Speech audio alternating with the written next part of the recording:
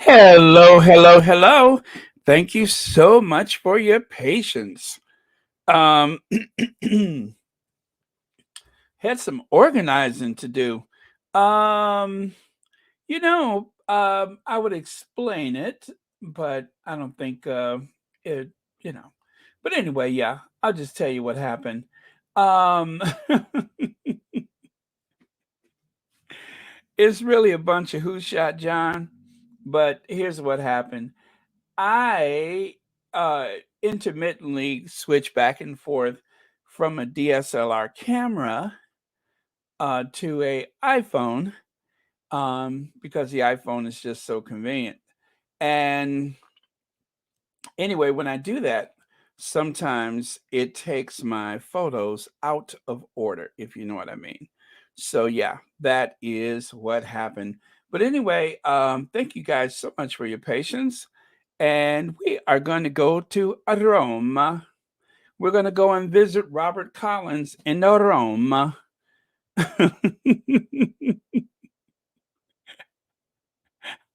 so, yeah, that is where we're headed to today, to Rome.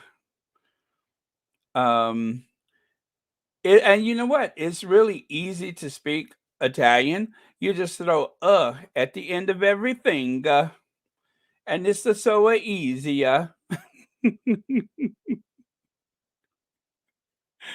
Yes. Um, Italian is kind of like modern day Latin. You just throw a little A at the end of everything, and it just the sound is so Italiano. Okay, sometimes you want to throw an O at the end of it too. I told you, anytime I try to speak another language, it almost causes a race riot. Um, so it sounds like there's a birthday, huh? Whose birthday is it? I just saw happy birthday somewhere. Dina Cardoso. Okay, happy birthday to you and many happy returns of the day. And I'm not going to talk like it is the whole time. It's a royal Sussex. Although it is a hard to a stop. But then after a while, it sounds a bit racist.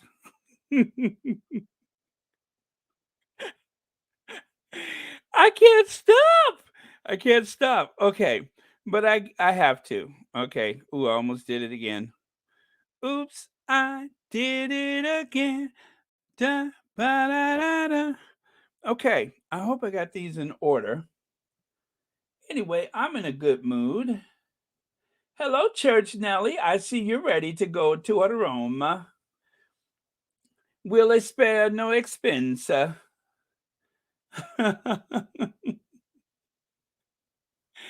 Anyway, happy birthday again, Dina. I'm not gonna do the long um introductions because it took me long enough to get here as it is. So anyway, I'm scrolling all the way back to see who was the first in the room. I think it was oh gosh, you guys have been waiting. I see there has been the mother of all chats going on while I was working on my slides. Oh my goodness. Hi B10 pal. Um okay. Official Lauren Brown is a new member. Thank you so much, Lauren Brown. Thank you so much.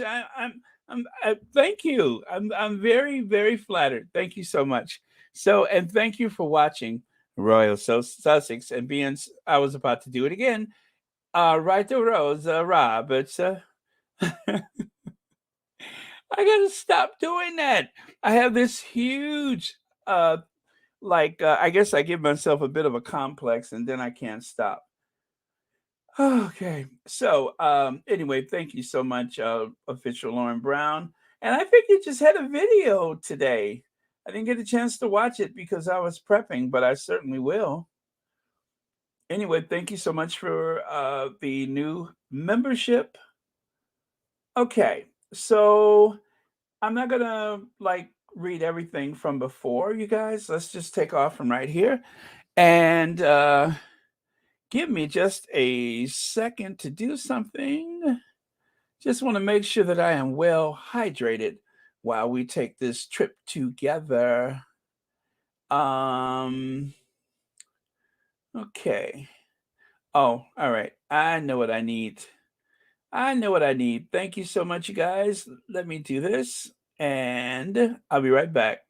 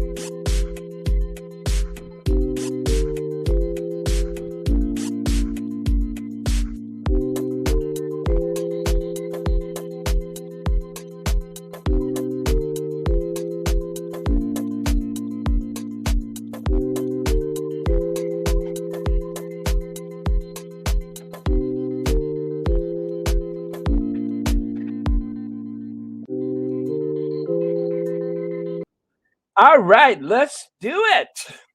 Let's go to Rome. No more of that accent for me.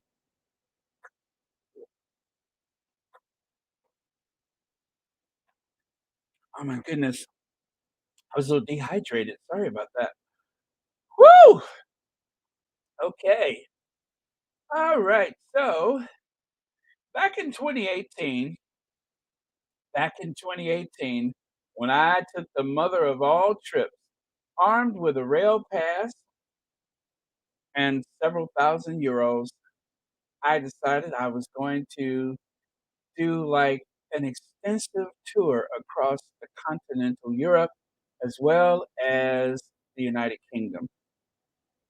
And by doing so, I had an opportunity to see some amazing things, as you guys are so aware, because if anybody will tell you it's Church Nelly, I just won't stop talking about it.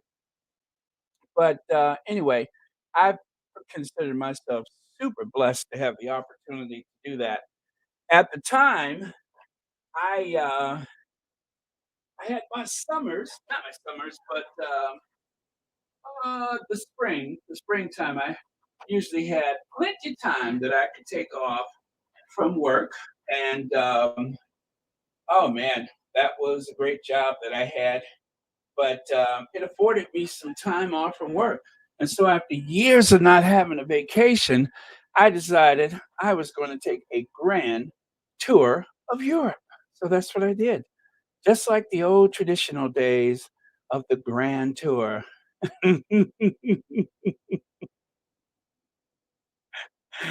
Okay, so here we go. The Roma terminal, they call it Termini.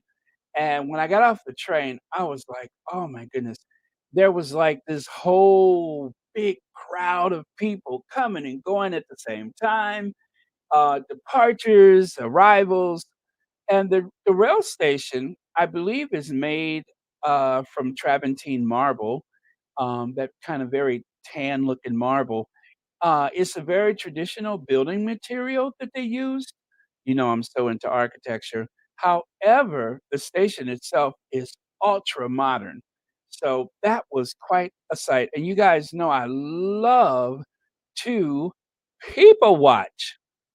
I couldn't believe it. I'm like, how in the world could I be in Rome? I guess it took quite a few saved years of no vacation, but that's how I got there. And so I believe before this, I was in Bolzano, Italy. And before Bolzano, I suspect I was in Munich.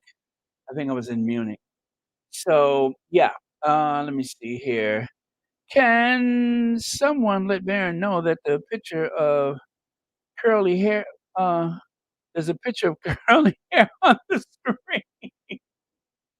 Is it really a picture of curly hair on the screen? I didn't realize. Okay, I hope it's gone. I hope it's gone. Oh, man. Anyway, so as I was saying, okay, let me get back over here. Hello, Anastasia Isabella. Okay, let me take that away. Okay, so let's leave the train station and notice those pointy things along the wall there. That is the anti loitering. In other words, don't sit on this wall. That's what those spikes are for, to keep the seats as uncomfortable as possible. Very, very big city to do that. Oh, there I am. It didn't take long for me to find a hat for Rome. I had to get my Roman hat, so there I am in Rome. I got my hat on, and you guys, I have to tell you, that jacket that I'm wearing, that is an old-fashioned Sears Roebuck windbreaker. It's got these snaps that go down the front, and take a look at the size of that collar.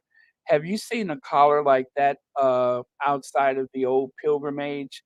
That lets you know that with that big butterfly collar, that jacket is probably older than quite a few people that watch Royal Sussex. But yeah, that jacket's got to be at least 40, 50 years old. But yeah, it's been in the family for decades, and I managed to bring it out. It's just perfect because it keeps you warm without getting too hot. So fortunately, it was perfect color for my new Rome hat, or as you can see, as they say in Italian, a Roma. Wow, brand new member. Thank you so much, IDSW, aka Lindsay. Thank you for becoming a new member of Royal Sussex, and happy Sunday to you. Please enjoy the journey to Rome. Okay. Nothing is that old, Sean. Nothing. Okay. And I just happened to see something that kind of stuck out in the streets of Rome. There was a hotel called the Hotel Chicago. And I'm just like, what in the world does this have to do with Chicago? But I went and took a picture in front of it anyway. But you go through that threshold and it takes you into like a courtyard. And there's so many entrances, you don't know which one is actually the one to the Hotel Chicago until you're right up on it. And I'm like, "Oh, this looks like a setup. I'm getting up out of here." But yeah, so, behind in those older cities like that, they don't have alleys, but if you've ever been to Paris or any a few of those older, cities in Europe, you'll find that they do have these buildings that kinda are like big squares or triangles, if you look, down from the sky at them. And in the center of that, they do have a back door. They do have not an alley, but there's like a gangway that takes you to this courtyard that is facing the rear of the apartments or offices or whatever. So yeah, they do have like a little garden sometimes that is surrounded by the building, and you would never know it was there from the street. But that's how a lot of the buildings are made, that were built like in the past 100 years or so. So, okay, let's move on from this. The Hotel Chicago. Oh, and by the way, one of the big selling points, air conditioning, because it can get kind of hot in Rome. Oh, wait a minute. Oh, oh, wait. Where's the rest of my slides? Oh, this is crazy. Let me make. Oh, okay. Yeah, well, that was it for that one. Okay, so all right, no crisis, no crisis. That was just the last of those slides. All right, let's get back over here. So, once I left the train station, what did I run into? Well, everybody recognizes that benevolent, um, patriarchal face. Of course, that is none other than, oh, thank you so much, Ray Raquel. Yes, I have, I think I probably had a couple hats that I bought on the road, and when I got to Rome, I saw that one and it matched my jacket, so I just had to have it. But yeah, I thought it was pretty cool. I still got that hat, as a matter of fact. Okay, and so yeah, you guys recognize this guy, right?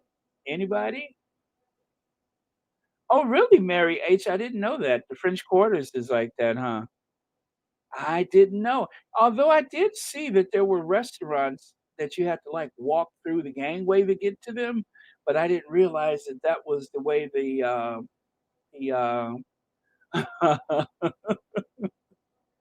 that the streets were, made, but okay, I mean, the buildings were made. Very interesting. I'm gonna have to check that out next time because I love to see interesting architecture, and that kind of stuff is always fascinating to me. Baron, I feel it's my civic duty to inform you that the Honorable Trenchtown man feels very abandoned by you. You haven't given him a shout out lately. Cookies and cream, you are so right.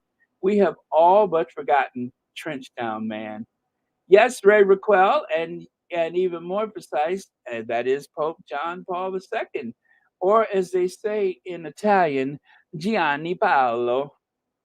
What is it? Gianni Paolo Due, Pope John Paul II. Gianni Paul, John Paul. Gianni is Paul, John, of course, and Paolo is Paul. Gianni Paolo. I would love to learn to speak Italian. It seems like such a beautiful language. I believe it is called one of the Romance languages or romantic languages. When the moon hits your eye like a bigger pizza pie, that's amore. When the stars are making you drool just like a pasta fazool, that's amore. You guys, I am gonna get obnoxiously all Italian, and I can't help it. Uh, Italy is just so cool. I don't know how cool it is now that they have a fascist, prime minister or president or whatever, but, yeah, it is always fun for me. Love Italy. Okay, so that is Pope John Paul II, and that is a very cool sculpture. Now, in a way, I love the idea that it encourages you to be enveloped by his love and his grace. But if I was going to make some crude jokes about the Catholic Church, if I was going to make some very crude jokes about the Catholic Church, which I'm not because there are Catholics in my family, but if I was going to make some very crude jokes about the Catholic Church, gosh, that would be too easy. But it is a very abstract and very, very cool sculpture. I mean, it's like it encourages you to become embraced by the pontiff. Okay. So yeah, I like it though. I think it's very clever. And then, of course, what feels more Roman than or should yeah, well, or yeah, okay, Roman, Italian. Of course, there's people on scooters, there's these beautiful fountains everywhere. I mean, this is just like something out of a dream. I'm like, could this be real? Am I really in Rome? Yes, you are.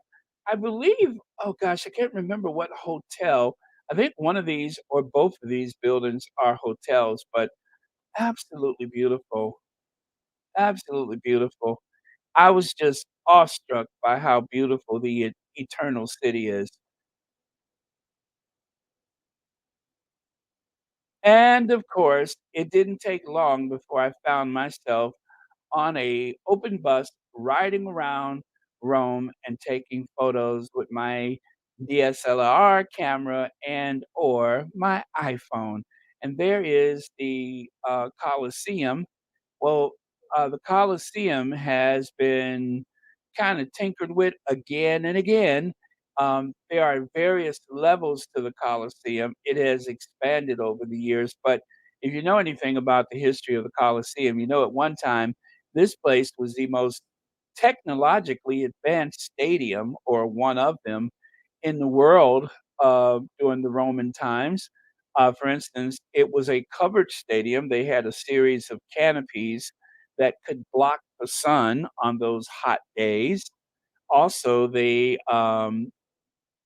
place was, let's say, if there was an emergency, you could evacuate this place in no time because there was a series of terraces and stairways all over the place. They even used elevators to bring the tigers and the lions and all the other wild animals from the lower level where there was a whole stockade. There was like a network of tunnels and rooms and such.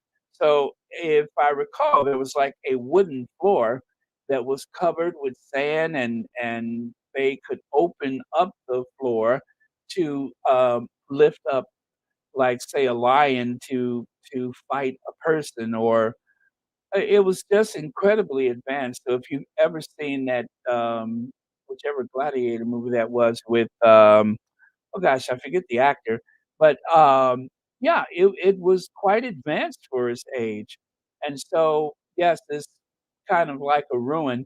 I believe, one of my favorite lines from the movie Mahogany is when, Diana Ross was in Rome, and she was going around Rome, and she said, "Wow, that's so interesting. All of these buildings that are in ruins that people pay to see, over here, we pay to see them. Back home, we pay to tear them down." And, that is an interesting way to look at it, but the Colosseum has survived a lot of things and will continue to exist. And, yes, it's possible to bring it back and to make it look brand new again.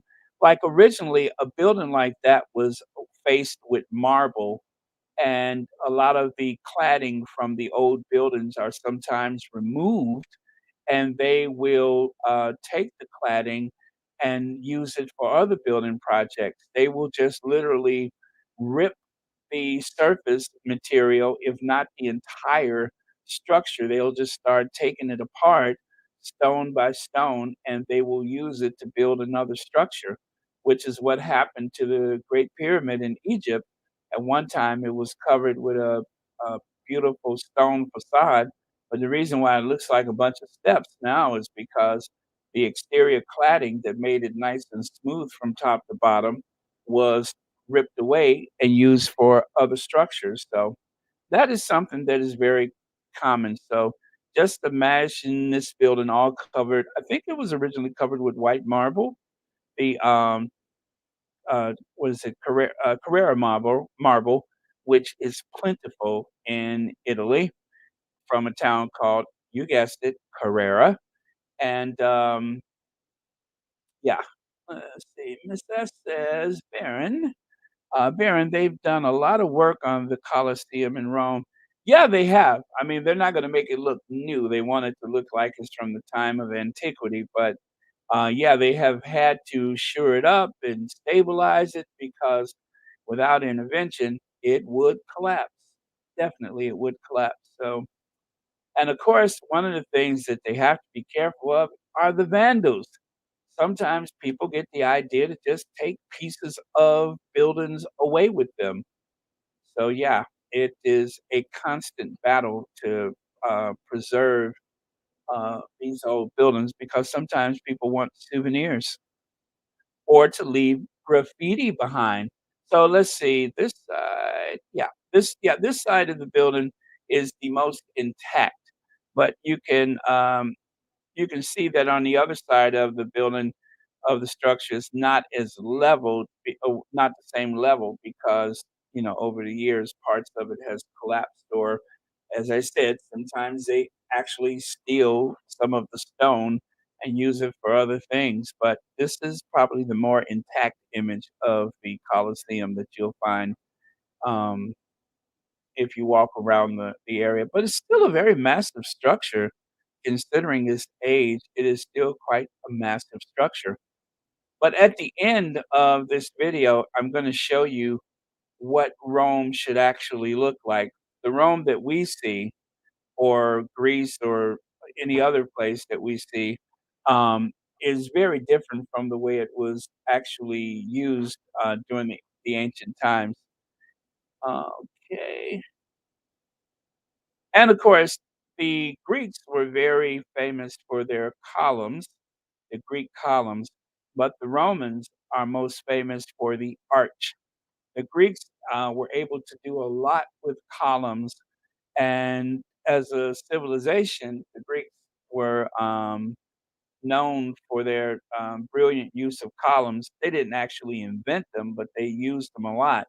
But the Romans, thanks to the arch, they were able to build an empire. The Romans were known as some of the best engineers, and that's because as they conquered, they stole a lot of science from the Greeks, the Romans, uh, as far south as into Africa, and yeah, so most of the science and knowledge and engineering they had, they stole it from other places. So there's a lot of things that they took credit for, but the truth is they were really mimicking the Greeks who were pretty much mimicking everybody else. So there you go. And you know what? I forgot the name of this arch, but the triumphant arches, they go back a long way in history. The Arc de Triomphe is the most famous arch, and of course, there's the Victory Arch in Berlin with the horse and carriage and stuff like that. Well, those triumphant arches, they go back a long way in the ancient world, and here's yet another example of them. But this is certainly not the first, and it won't be the last. And this side, look at how massive that stadium is. Can you see those people up there beneath those arches? See all the people up there?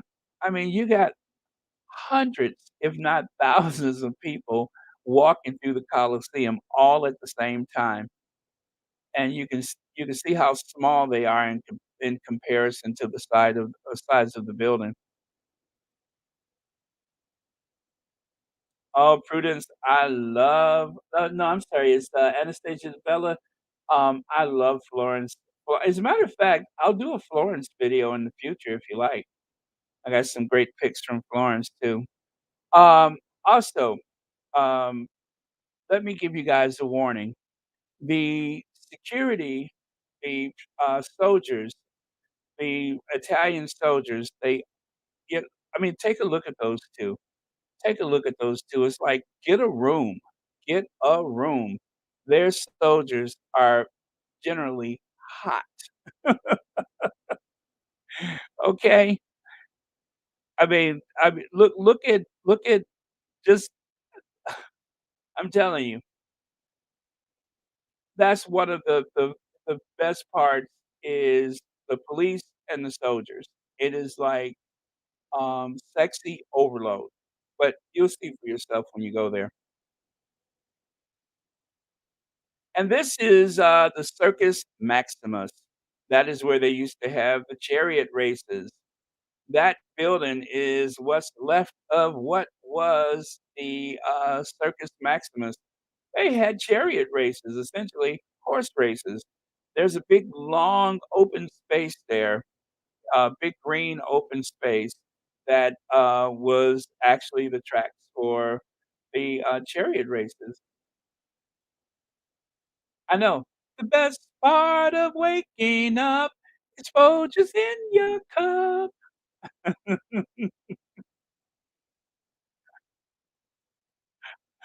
Oh, man, you're making me show my age. And this, of course, is the Altar del Patria Memoria. Um, I'm trying to think, what was the other name? Anyway, it looks like a big wedding cake. This building looks like a big wedding cake, and if you've ever been to Soldier Field in Chicago, then you know this the inspiration for Soldiers Field was this, stadium, right? Well, not stadium, but this monument. This is only I mean, it's not ancient. It's, a neoclassical building. I think it was built, like, back in the 1880s or something like that, so it's actually pretty modern by Roman standards, and This was, built around the time that the, state of Italy was born. Italy before was a bunch of city-states and provinces like, Florence, Venice, Milan, all of those cities were states. They were independent states. The only thing that people in the peninsula of Italy had in common was culture and language. And so when Germany unified and became the German Empire under a Kaiser, well, the Italians did not want to be left out, and so the Italians decided around the 1880s, just like Germany, that they would become a unified nation. So the Italian flag that you see today wasn't always used because there were independent states, and those states would war with one another, like Urbano or Florence, and all of those places. And of course, the Pope was like an emperor, and his empire was the church. You know, the Pope had his own army. So, yeah, it was. Oh, my phone. Hold on, it's in the other room. I'm sorry, you guys. Be right back.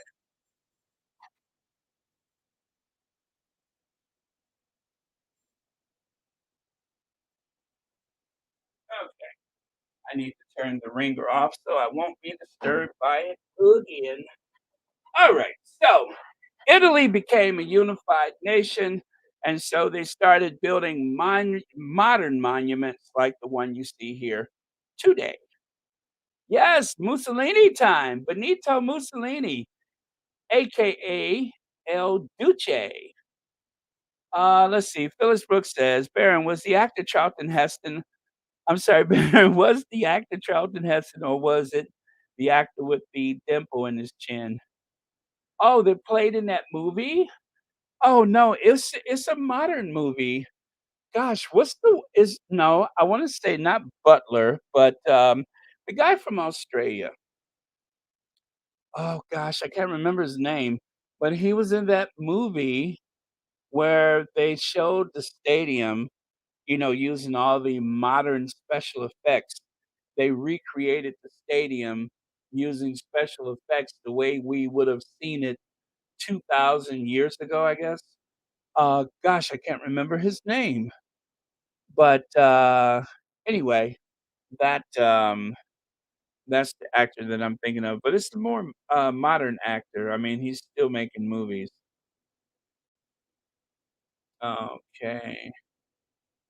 The oldest arch is in Iran is called Arcs of Volts. Oh, I didn't know that, and that would have been from the Persian Empire, right? Because the Persians, I think they used a lot of the, arches as well. I mean, there's cities in the desert that, like, for whatever reason, are just abandoned. There's so much, stuff in Iran and Iraq, from the old Persian Empire that, you know, it's just kinda lost to time. I mean, these are unguarded, unprotected, historic sites that nobody even, you know, bothers with. So, let's see. Anastasia, yes, my initially, I wanted to do a travel channel, and I thought if I do something with the Sussexes, or for the Sussexes, then I could learn the techniques necessary to have a travel channel. But initially, that was my goal, was to have a travel channel, and then from listening to Tina and Michelle, I was like, "Oh, yes, we do need more voices. I wanna help," and then that's how Royal Sussex started. And if you remember the name of Royal Sussex, well, actually, how could you? Because I didn't have many subscribers back in those days, but the original name of the channel was Harry and Meghan, the Duke and Duchess of Success. I repeat, the channel was named Harry and Meghan, the Duke and Duchess of Success.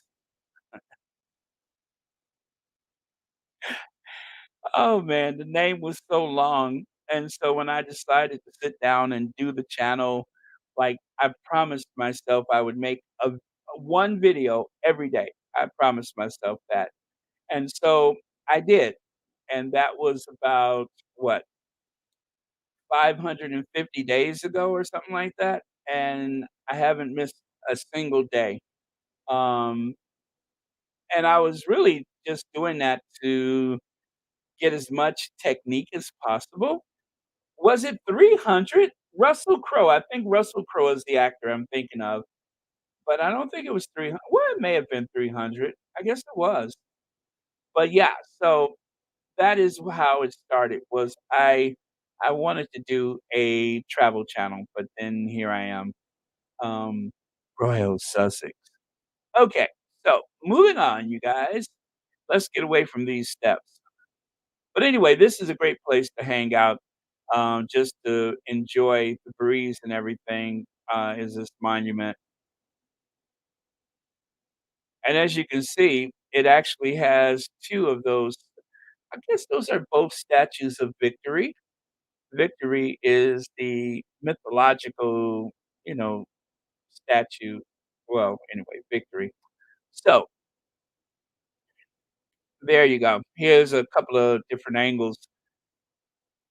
I, finally was a bit of a distance away, but it kinda dominates the skyline in that area, so you can see it. If you get above the tree line, you can pretty much see it from all over, Rome. And then this is Santa Maria Valencia Van Villa Va Valesi Vallicella Vallicella, the church building in something, Italy. Santa Maria, also called Chiesa is it Chiesa Nova? Is a church in Rome, Italy, which today, faces onto the main thoroughfare of the Corso, um, Vittorio Emanuele, and the corner of Via della Chiesa. Isn't that beautiful? Via della Chiesa. Anyway, I am turning myself on at this point, so I best behave. Anyway, let me get on to it. So, every place you go in Rome, like, same with Venice, there are churches. You'll find a church that is of museum quality through and through. Okay. And then here's another view. You can see the rich details up close. And so the Corinthian columns and, of course, the pediments and such, these classical designs from the old world, you'll find those in architecture all over the Western civilized world. And of course, remember, the arches are, of course, um, famous with the Romans, although they didn't invent them. And the columns are most related to the Greeks. And when the Roman Empire was growing, a lot of their gods and deities and such, they literally just borrowed them from the Greeks. And a lot of their architecture was borrowed from the Greeks. So they just kinda gave it their own interpretation. And then this, I love this view right here. I was on the tour bus, I think, and we were headed to that church there, and I'm just like, "Gosh, just imagine living on a street like this, and just down the street, there's a church that is, like, 500 years old." And sometimes you live in a building that may be 3, 4, or 500 years old. I mean, some of these buildings are incredibly old, um, and some of them not so well, by I'll put it to you like this, most of the architecture that you see in Rome, so much of it predates the United States of America, so, pretty old stuff.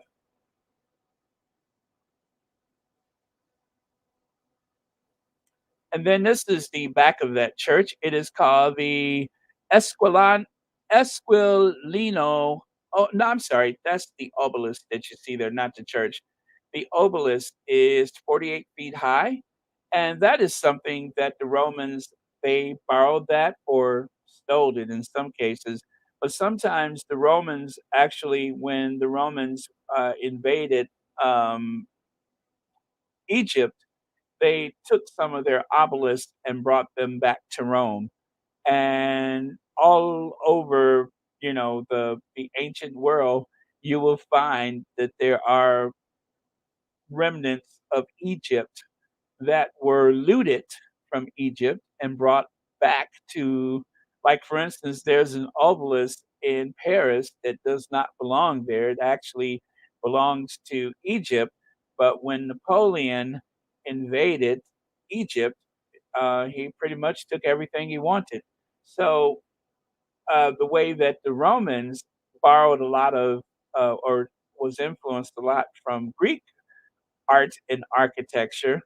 Well, the French during the Second Empire, the First and Second Empire, the French, a lot of their architecture and art was actually inspired by the Egyptians. And just like in the 1920s, if you know where to look for it, a lot of the Art Deco buildings from the 1920s was inspired by the discovery of King Tut's treasures.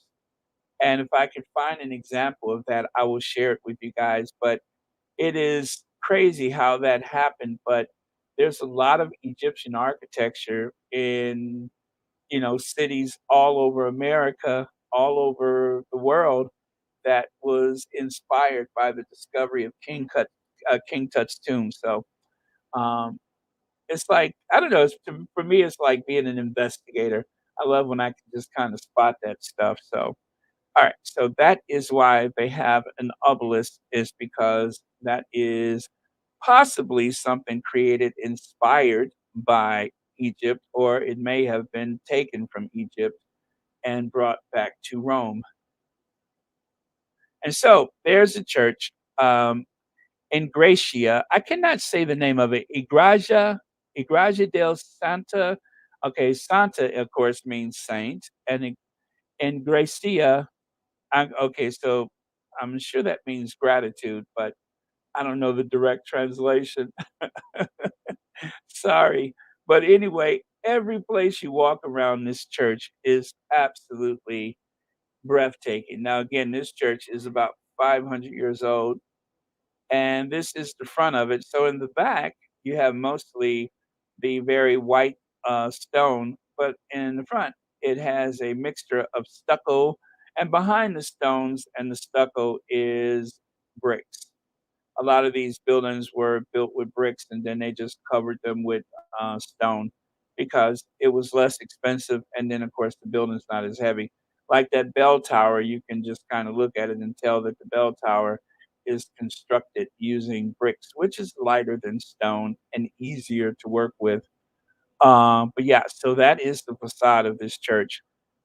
Very, very beautiful inside. And one of the things that took me so long is that I knew I had some interior photos, but I just didn't know where to find them. And then finally I found them. Now, also, I want you to take a look at the entrance. You'll notice that one of the pediments in the center pediment is rounded, and then the ones on either side are peaked, or have that triangle shape to it.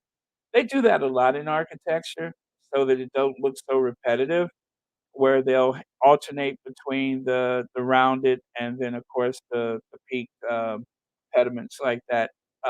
They even have that at the White House, where you got rounded and then the peaked pediments above the windows. And here's another view. It's like every side has a different personality to it. And then hidden up there inside of the, entrance, you can see that statue layered with gold leafing. I don't even remember which angle that came from. Let's see, if I lived back in those times, I would be a Spartan. I like the toughness, mentality. My hubby is a Marine. He would be a Spartan too. Okay, Marsha, I'm with you on that one. And yes, the Roman Empire, they also had a lot of Africans. They depended upon the Africans because In ancient times, for some reason, people were just terrified of Africans, and so, it wasn't unusual.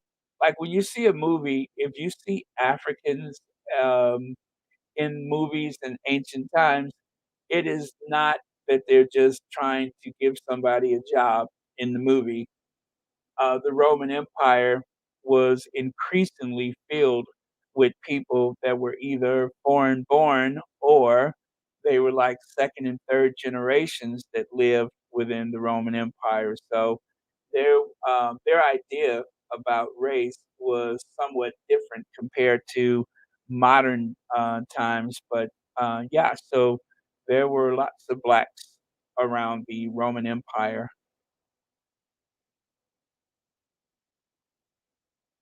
Okay, so this is the inside. You can see that beautiful coppered ceiling.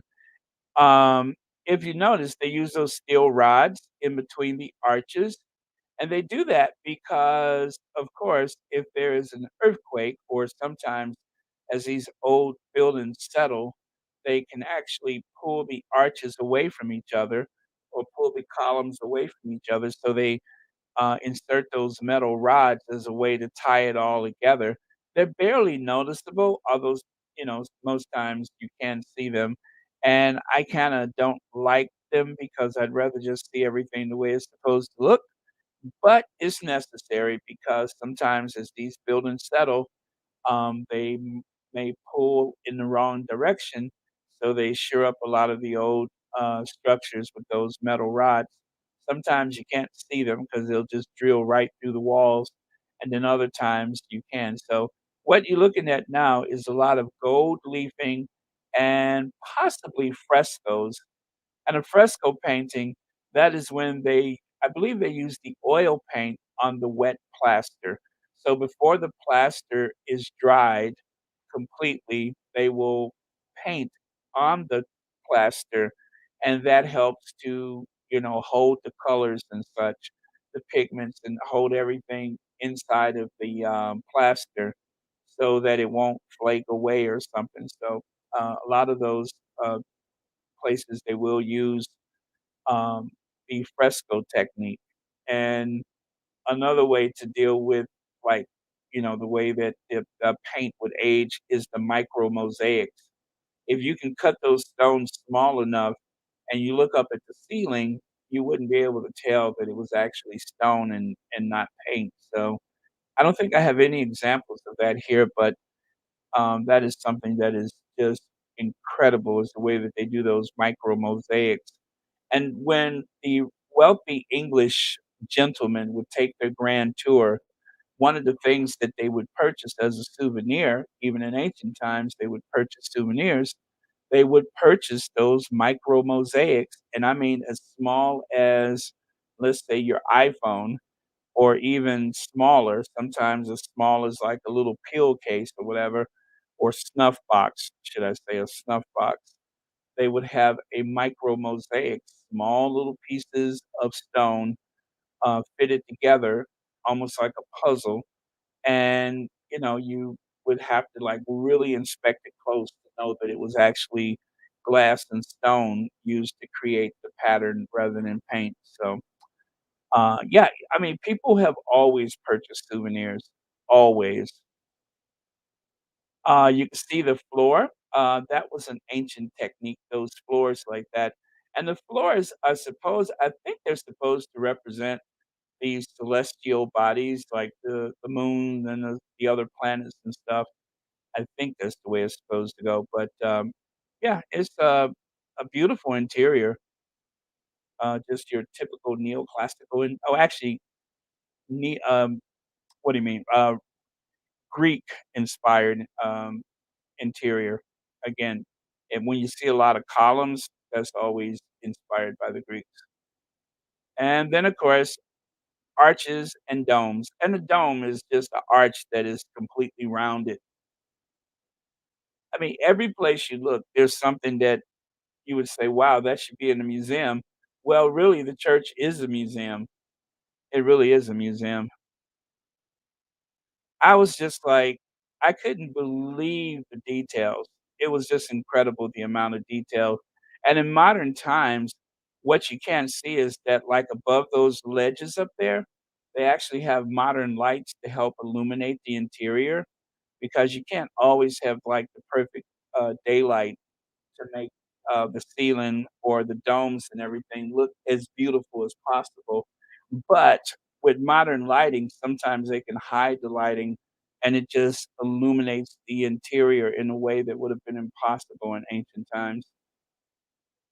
And if this starts to look like the Vatican, yeah, that is the whole point. Most of those old churches, like, I even know of a church in the US that was inspired by the Vatican, and the Vatican sometimes parts of the Vatican is inspired by other churches, and so that, canopy over the altar looks like the one at the Vatican, but is, not nearly as large, but it took a lot of geometry to put that together, so the ancient, artists and I'm embarrassed to say, I don't know, this looks like it could be Bertolini, that made this, but I don't know all the pieces from all the artists by names, but I do recognize their work and then may not recognize their name, but, um, a lot of times when the popes or the cardinals, when they would commission works like this, they just wanted the artist to show off, to demonstrate the skill, like, I guess what they're trying to say is that the science and the geometry needed to put these things together, is a demonstration of how powerful the church is. TCC Son says, "Baron, the movie was Ben-Hur remake 2016 with Jack Houston, original 1959 Ben-Hur starring Charleston Heston." Thank you so much for that. That sounds right. I knew the movie was more recent. Wasn't what's his name, River Phoenix brother, Joaquin Phoenix, wasn't he like the emperor in that movie or something? Joaquin Phoenix, that is the face I'm seeing. I'm sure that he was, and Russell Crowe. Russell Crowe, I okay, the movie I'm thinking of was Russell Crowe. So maybe it's not this movie. I promise you it was a movie, with Russell Crowe. That's what I'm thinking of, and it took me all this time to think of his name. But yeah, so I think it was Russell Crowe. Um, but yeah, it after a while, oh, by the way, TCC son, thank you so much for the super chat. After a while, when you see all of these spaces, you almost forget where you saw something, but there's always that one little detail in every place you go that, years later, you still think about it. And for me, I'm gonna show you. This view, walking in and looking at that ceiling, the ceiling, that coffered ceiling, this is what stuck out in my mind. So when I couldn't find the photos, in my mind's eye, I was seeing this ceiling. I don't remember the floors, but I do remember that amazing ceiling, and I remember it was just this very long, room. Um, yeah, that's what I remembered. It was the ceiling. That is what's the oh, and this right here, look at the size of that statue. The statue is made of marble, but look at how large it is. It's like maybe 3 times the size of a normal person. Um that is Gladiator. Oh, thank you, TCC son. That is Gladiator with Russell Crowe and Joaquin Phoenix. Thank you. That is what I was seeing. I in my mind, I could the original Ben-Hur with Charlton Heston. Well, you can always tell if you well, I was gonna make a very crude joke about the type of people who like Gladiator movies. Yeah, um, never mind. But, you remember that movie Airplane when, he asked the kid, he goes, "Kid, do you like gladiator movies?" If somebody asks your kid if they like gladiator movies, Um, get that child out of there. Take that child to safety, that's all I'm saying. But yeah, this was alright, alright, alright. Now you can see at this point the altar is, like, in front there, so I guess I don't know how to describe this. This is in that same room, but there's a stairway, and you go down the steps to this memorial monument. I don't know which pope this is or which cardinal this is, but I was just amazed at this. So, let me describe this. The photo on the left side, you know how you use the panoramic on your iPhone? Well, I'm using it to swing the camera over my head and back down again, if that makes any sense. So that's why the photo is so long. And then here on the right, this is me actually walking down the steps. You go down the steps on one side and you go up the steps on the other side. Actually, you can go either way, but so I came down the steps. And so in this lower level, this is like a little chapel where this image of this holy man, whoever he is praying. This is like a memorial to him. And so in the middle of the church, you have this area where you can go down the steps and you can walk around this beautiful memorial and then back up again. And it's just like an afterthought. And I'm wondering if the tomb is under the statue or somewhere near the statue. But you know, in a lot of these churches, people are literally buried everywhere. So um, yeah, it was pretty cool. It was pretty cool. I mean, I'd never seen anything like this. This is a this person's image, this sculpture must be 3 times the size of a human being or 2.5 times the size, but, it don't seem as large until you get next to it, and it's like, gosh, she's huge. Like that movie Prometheus, that, is it Alien movie? Prometheus? That kinda reminds me of that, character, from, Prometheus. And then, of course, again, there's so much of this place that looks like the Vatican, um, and that's because it is from that era, so yeah, very beautiful. Now, take a look at the photo on the right, you see that? That is the all-seeing eye. Now, I don't wanna get into conspiracies, but boom, there it is. Right there, you can see it from a distance, and there you can see it up close. And I think that what is that, alabaster that they use? Whatever that stone is, or, you know, it's like a shell that the light can go through it. I believe that's what they used for that window, but it's not stained glass. I think it's alabaster. And,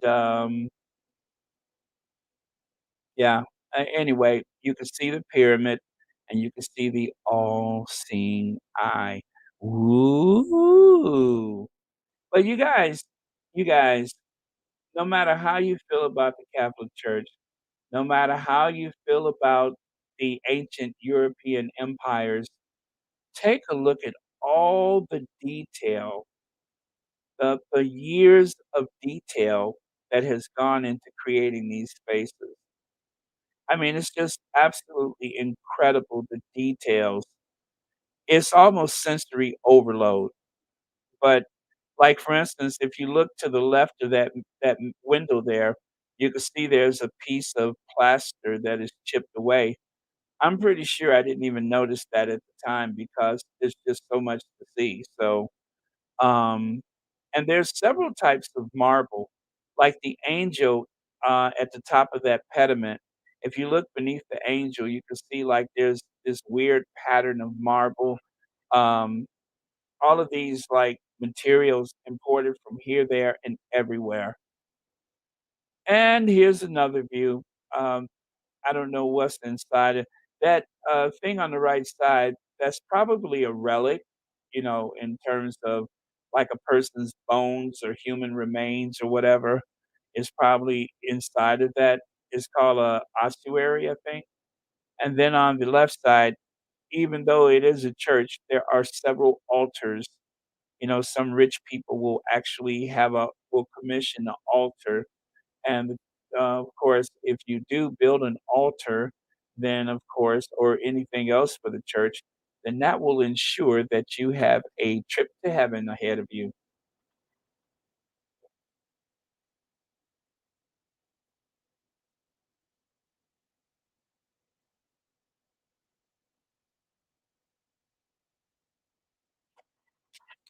Okay, can you guys hear my chair squeaking? Okay, I was just drinking some water. And this, I don't even know where this is, but I thought it was beautiful. When you see the winged lions, that's called a griffin, I think. But in the ancient world, they used those a lot. I don't know what it's symbolic of. I do know that for the city of Venice, their official symbol is the winged lion. So you will find a lot of those in the ancient world. And these guys are selling tickets for the open bus, the Roma tours, the hop on, hop off. That's what I use. I usually get like a 3-day pass. I don't even argue about the price. I'm just like, I'll have one. And if you notice, they have them on those little two-wheel things so that they can zip all over the place. But you know, they don't really have those because it's exhausting work. They use those because it's a way to draw attention to what they're selling. So that is why they use those. And this is the Piazza del Campidoglio, or in other words, the Capitol Line Hill. Capitol Hill, Capitol Line Hill. Capital of what? I don't know. Capital of Rome, capital of Italy? I don't know. Rome is considered an independent city. Well, actually, not Rome, but the Vatican is a country unto itself. You have Rome, and then you have the Vatican, which is surrounded by Rome, but it is independent of Rome. Yeah, so that's the difference. You could actually buy a Vatican postage stamp. Some people do that as a souvenir. They will buy postcards from the Vatican and then send them with the stamp. And I think you could pay to have your passport stamped at the Vatican. Just to, if you want to fill up your passport book, you can have that stamped at the Vatican. So anyway, very beautiful area. I don't know what the heck was going on up there. It's just another one of those spaces in Rome where you can chillax. And I'm trying to think, did I go up those steps or did I just look at them and go, nope? I'm thinking I did not go up those steps. I'm thinking I looked at those steps and I said, the devil is a lie, and turned around and went the other way. I don't suspect I actually went up those steps. As a matter of fact, I'm very sure I did not go up those steps. Um, if you threatened me, I would probably not go up those steps. Either way, I'm not gonna make it. So whatever you're gonna do what you're gonna do. But I'm not going up those steps. I don't even know what's up there. I mean, I'm pretty sure it's another church. It's a church everywhere you turn in Rome. I mean, literally, you couldn't swing a dead chicken and not hit another church. Oh, yeah, that's a lot of steps. That is a lot of steps. I mean, my thighs are hurting just looking at that. Uh, and of course, in Rome, if you dig deep enough, you are going to find an ancient structure. Like, for instance, here, I don't know what that one is, but that was some place where they started digging and they found something from ancient times and they stopped. They wanted to create a large network of subway in Rome, but every time they start, they have to stop again because when you dig deep enough in Rome, you're going to find something from antiquity, and they have to stop. That has happened so many times in Rome. where they start working on the subway and then they have to stop. So, and sometimes they have to reroute or whatever. But yeah, um, a lot of a lot of what you see right there on the screen, if you dig deep enough, you are going to find a couple thousand years of civilization beneath it. And sometimes you look at a building and you don't know exactly, um, you think it's just a typical house or apartment building or whatever, but like part of it was part of an ancient like grain or someplace like a bakery or something. It's insane how much stuff, if you know where to look, there is so many things from ancient times visible to the public all over Rome. And of course, there's the open bus. That one actually has a cover on it. And behind that bus, that building is an ancient Roman bath. That is a bathhouse. Those bathhouses were massive. Going to the bathhouse, going to a public bath was just like going to the casino.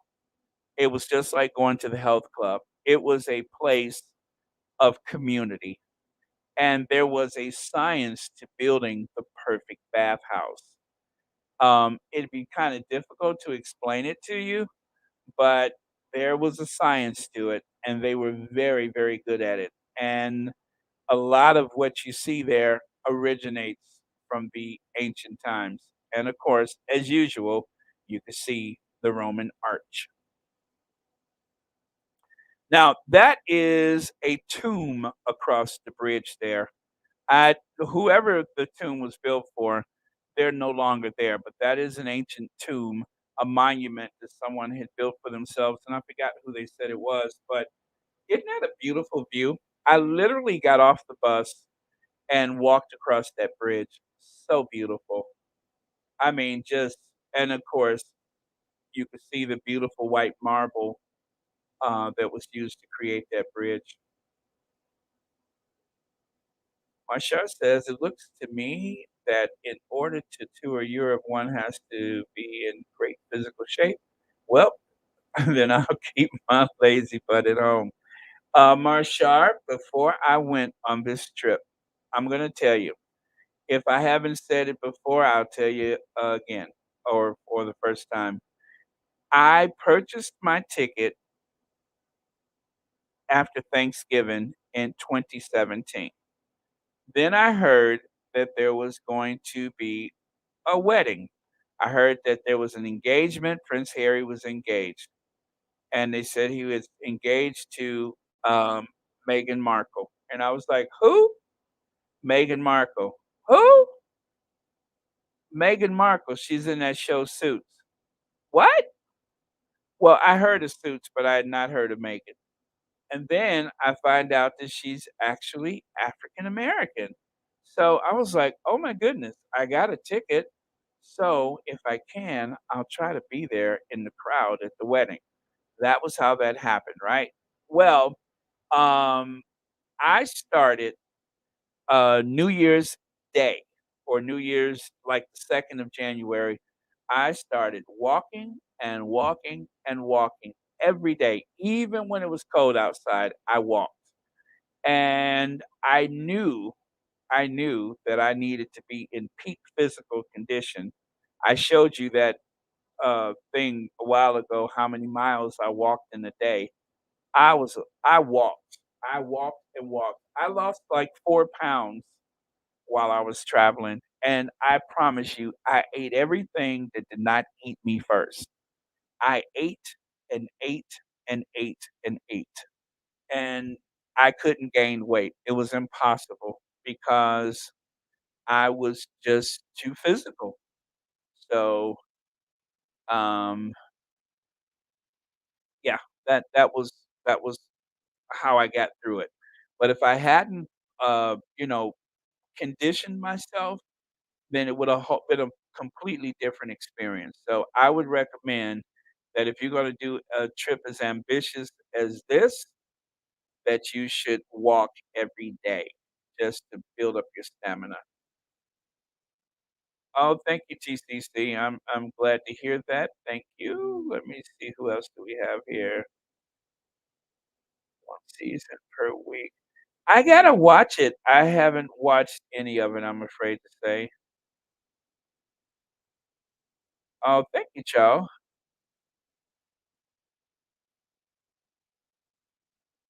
Yes, it is. It's the smallest state in the world. It's the smallest country in the world, I believe, Vatican City.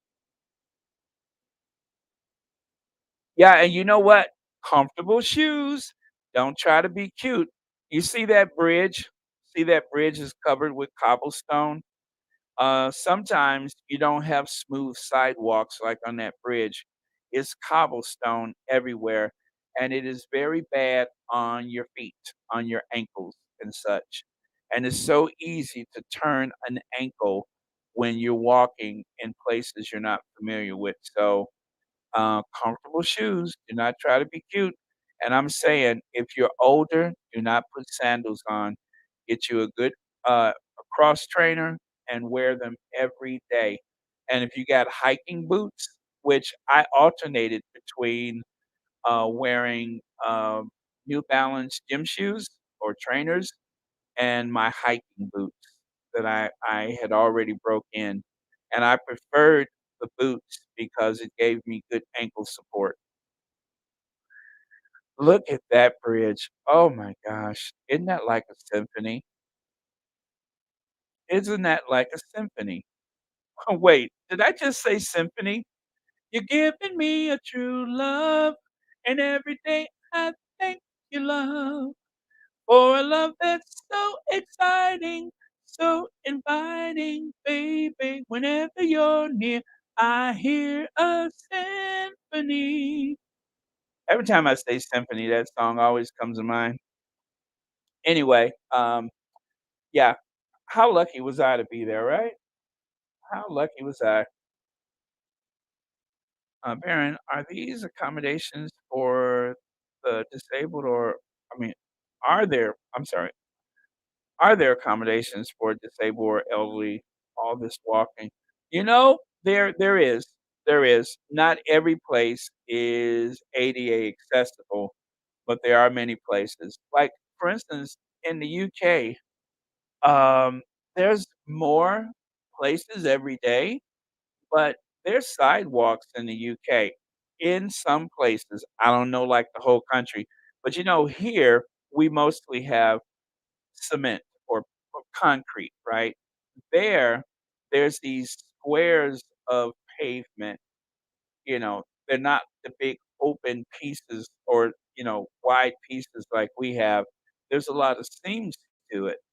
And I don't know how much of the UK is like that, but it's not the same type of pavement that we have here. Of course, the streets are paved in a similar way, but the sidewalks are very different. And even in the United States, if there's an older building, then if it predates the ADA or Americans with Disability Act, they don't have to change the entrance to make it ADA accessible if it's an older structure. However, a lot of companies or real estate people, they will make the adjustment, but they don't have to. So, yeah, there's a lot of places that I I just didn't see a wheelchair. I didn't see wheelchairs, but if you go to the Vatican, for sure, there are elevators and lifts and stuff that's available, that have been retrofitted to a lot of buildings. So, a lot of the big monuments and such, they will have a way to navigate with a wheelchair. But that is a good question. But some places, I'm just gonna say you, you may find it difficult. You may find it difficult. Thank you, Baron, for the extra time you gave me to get off work and take my shower and able to catch up on Royal Sussex with a glass of wine. Well, thank you, J.M. Moore. Thank you so much for being here. Okay. And that building is the Rome Palace. Well, It's the Palace of Justice in Rome. That is the Palace of Justice. So many, places look just like it could be a wedding cake, and that is another one of those wedding cake buildings. Um, Lots of cues of the old world, but I don't think the building is that old. It's probably not even as old as the United States Capitol, if that old. May have been built even more recent, like within the last 100 years, but I don't think it's that old of a building. Um, but beautiful nonetheless, beautiful. It really, captures the spirit of the architecture nearby. Well, I'm looking at those sidewalks are smooth and that street, is smooth, so that is probably not, and plus, given the width of the bridge, this is probably not an ancient bridge, and that building is not as old as it appears to be, so all of this looks pretty new considering.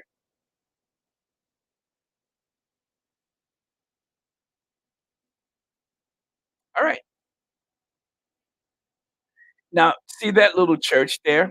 Now, Sacré-Cœur, that means sacred, let me say sacred Sacro Cœur del Suffragio, so it's something Sacred Church of the Suffrages or suffering, whatever.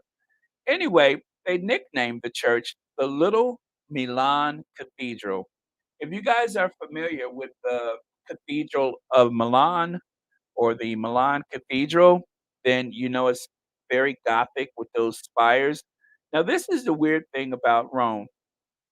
Even though Rome is like the seat of the Catholic Church, the Holy See, they don't have many Gothic churches there. As a matter of fact, this may be the only Gothic church in Rome. As far as I know, it's the only one.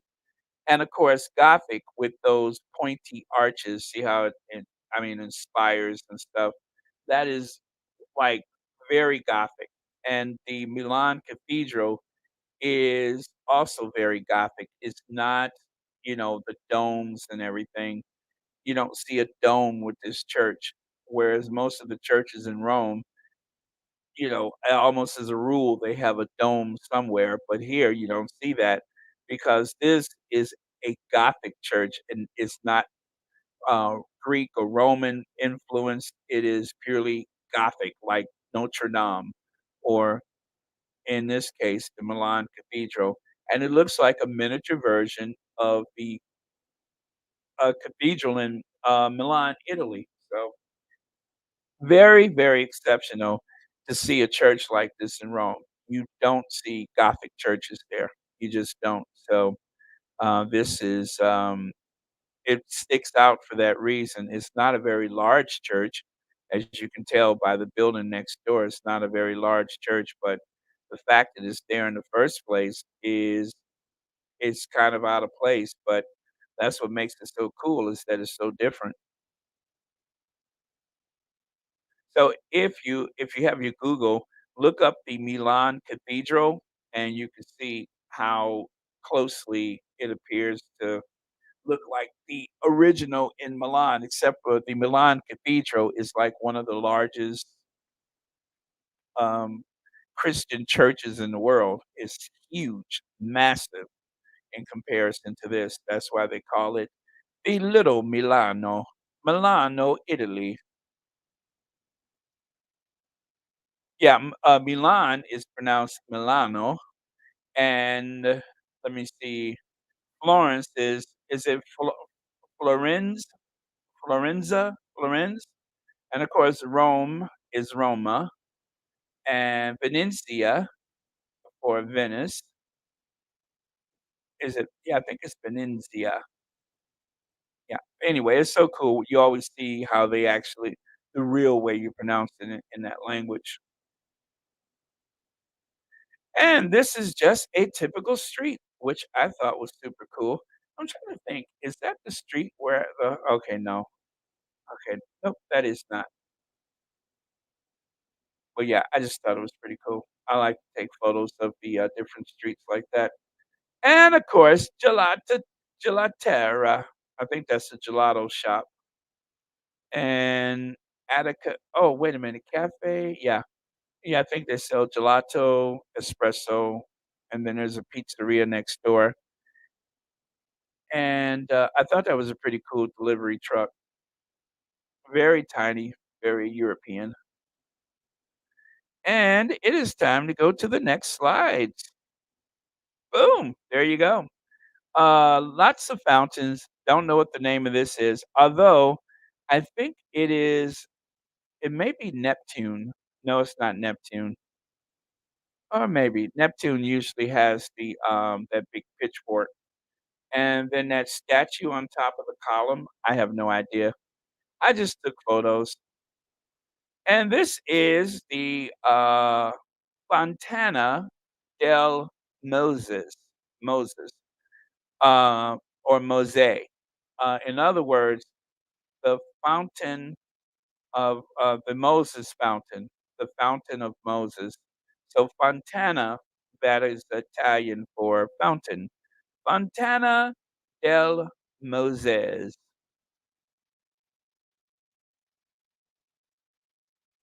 Oh, you know what? I sometimes I'm okay with Roman numerals. That one I can't make out. So the X's are 10. So that is, oh God, what is it? M is 1,000. So no, that's I'm already doing it wrong. Never mind, never mind. I can only get the N, that's 7.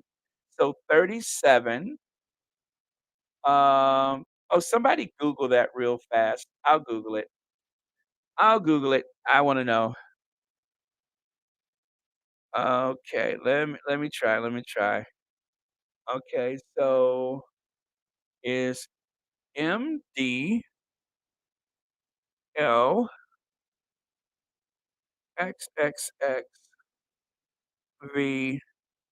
Okay. Oh, 1587. Oh, thank you. Dina, thank you, that was very helpful. Happy birthday. So 1580 that fountain is from 1587? 1587? Wow. Wow. Wow, wow, wow. That's all I can say is wow.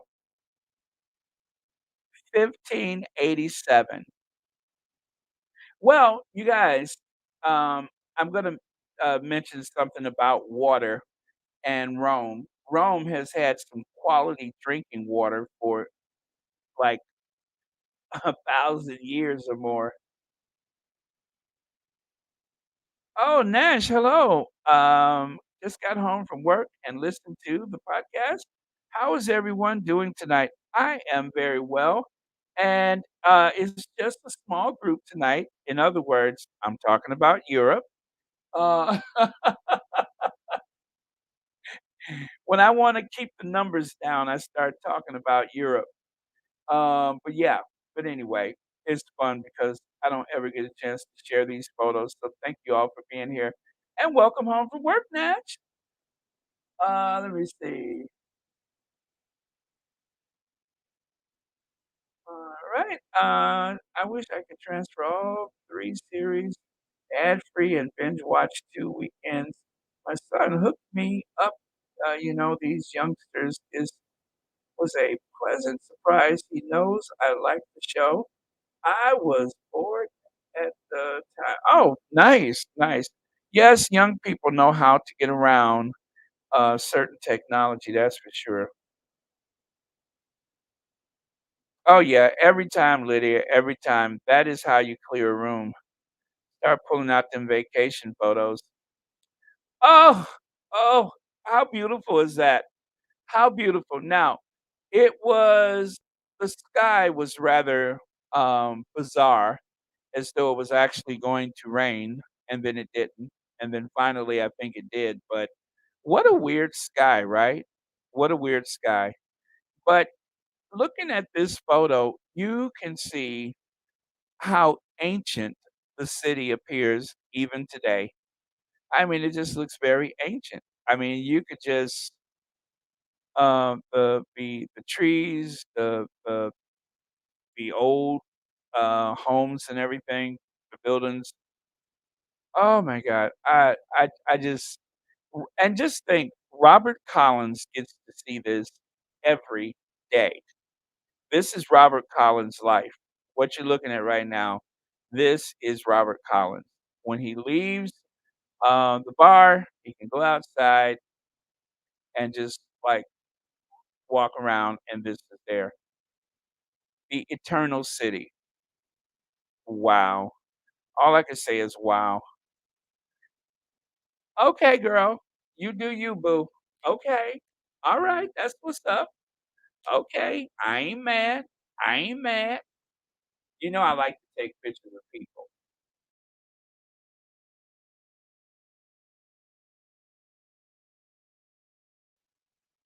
I ain't mad, okay?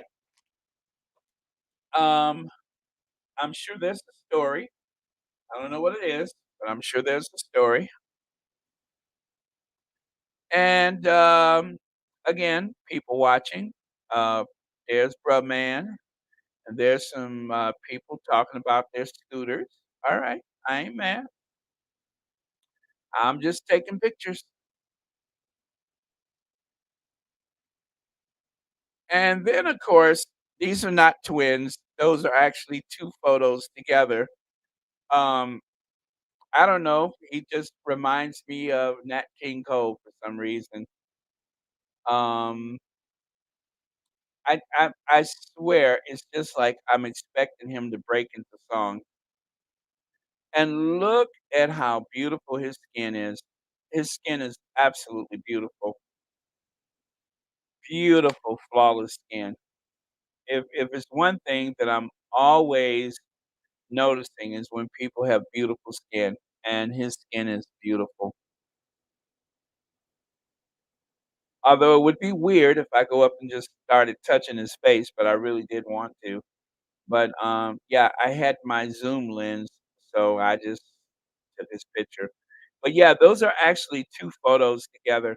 If you kinda look in bet at the center of the picture, you can just barely see the line going down the middle, and, I kind of did that on purpose, put them together so you couldn't really tell. Yeah, right, Sonya? Look at how beautiful his skin is. I mean, beautiful, beautiful. Okay. And, of course, security, "Help, help, police, help." Even if there's not a problem, I still think you're obliged to ask for help. You know what I'm saying? If help is going to look like that, why wouldn't you ask for help? I think everybody should, even if you don't need it. There's bound to be something that goes wrong, that's all I can say.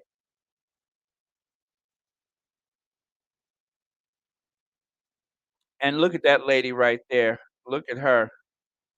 Look at her. It's like she just saw a pint of pralines and cream. I mean, look at her. Is she trying to decide whether or not she's got room for dessert? I mean, she's about to walk into the wall, ain't she? Man, her friend is running trying to catch the bus or whatever, and she's just like, "Oh my. Oh my." See, this is why I'm just saying, this is why sometimes when Auntie wants to go on vacation, you have to keep an eye on her because ever since Stella got her groove back, there seems to be a lot of this groove taking back stuff. So you have to be really careful. Anyway, I know she's looking at him like he's a pork chop smothered in gravy, isn't she? I mean, just like, ooh, ooh. Oh, well, I guess she knows what she likes. I mean, it's just a virile, strapping young soldier holding an assault rifle. What's attractive about that? If you've seen one, you've seen them all, right?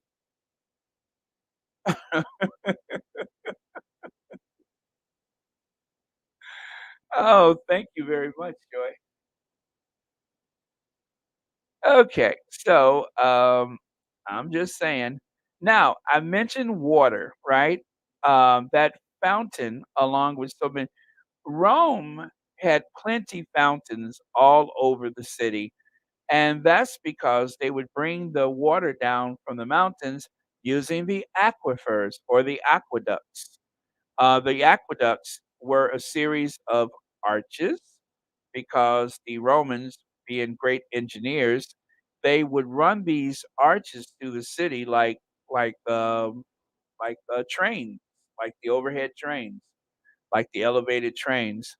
But they all had a certain angle to make sure that they would slope downward. Now the slope was so subtle that you barely notice it.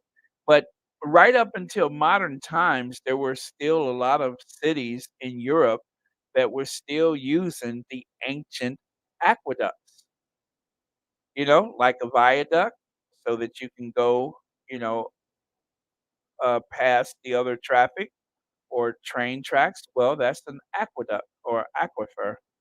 Well, aqueduct. So instead of a viaduct, an aqueduct.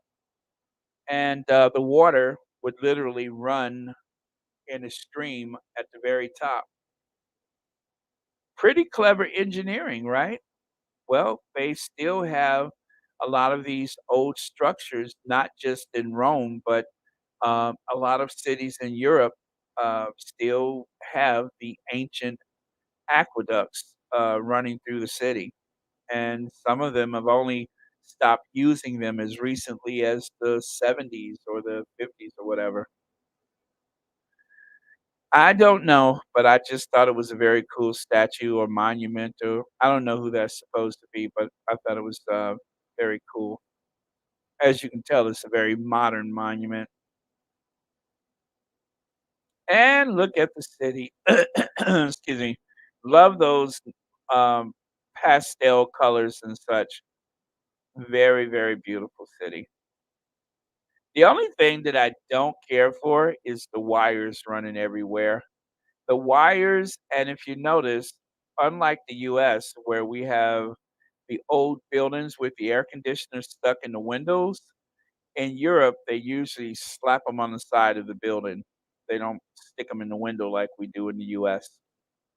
And yes, most of the buildings, most of the apartments in Rome has those big shutters. They actually use those shutters. Now, I'm going to tell you something that'll drive you crazy. Most places you go in Europe, they don't have screens in the window. Let me say that one more time. Most places in Europe, they don't have screens in the window. One more time. Is this working? They don't.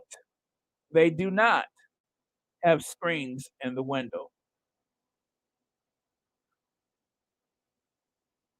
I guess you're just supposed to lay up there and let the mosquitoes bite you, and they will get you. I don't know how people live like that. I couldn't live without a screen in my window. I'd move. I'd move. I gotta have a screen in my window. If I don't have a screen in my window, that's not living. Well, Marshall, they are very close, but you got to remember, some of these older cities, well, you know what? If you go to Boston, if you go to Philadelphia, and even some neighborhoods in New York and other places, there were no automobiles, and real estate was very valuable. So some of the ancient streets that you see in cities, those are the same streets that were used since ancient times, the same pattern of street. And also, those streets were not exactly made for automobiles. They were made for horses and carriages, not for automobiles. And it's amazing that when you look at some of these buildings, most of that material was brought in by horses and carts. I mean, literally, horses and carts dragging all that material through the city streets to reach that building site. Incredible. Yeah, and they do drive small cars, but, that's mostly because, um, what they pay for fuel is a lot more than what we pay. Oh, take a look at that. I love the way the sky was, like, shady in some places, and yet it was glistening on the water, so there was, like, these little breaks in the cloud that created these dramatic scenes along the river, so, I really got lucky with that.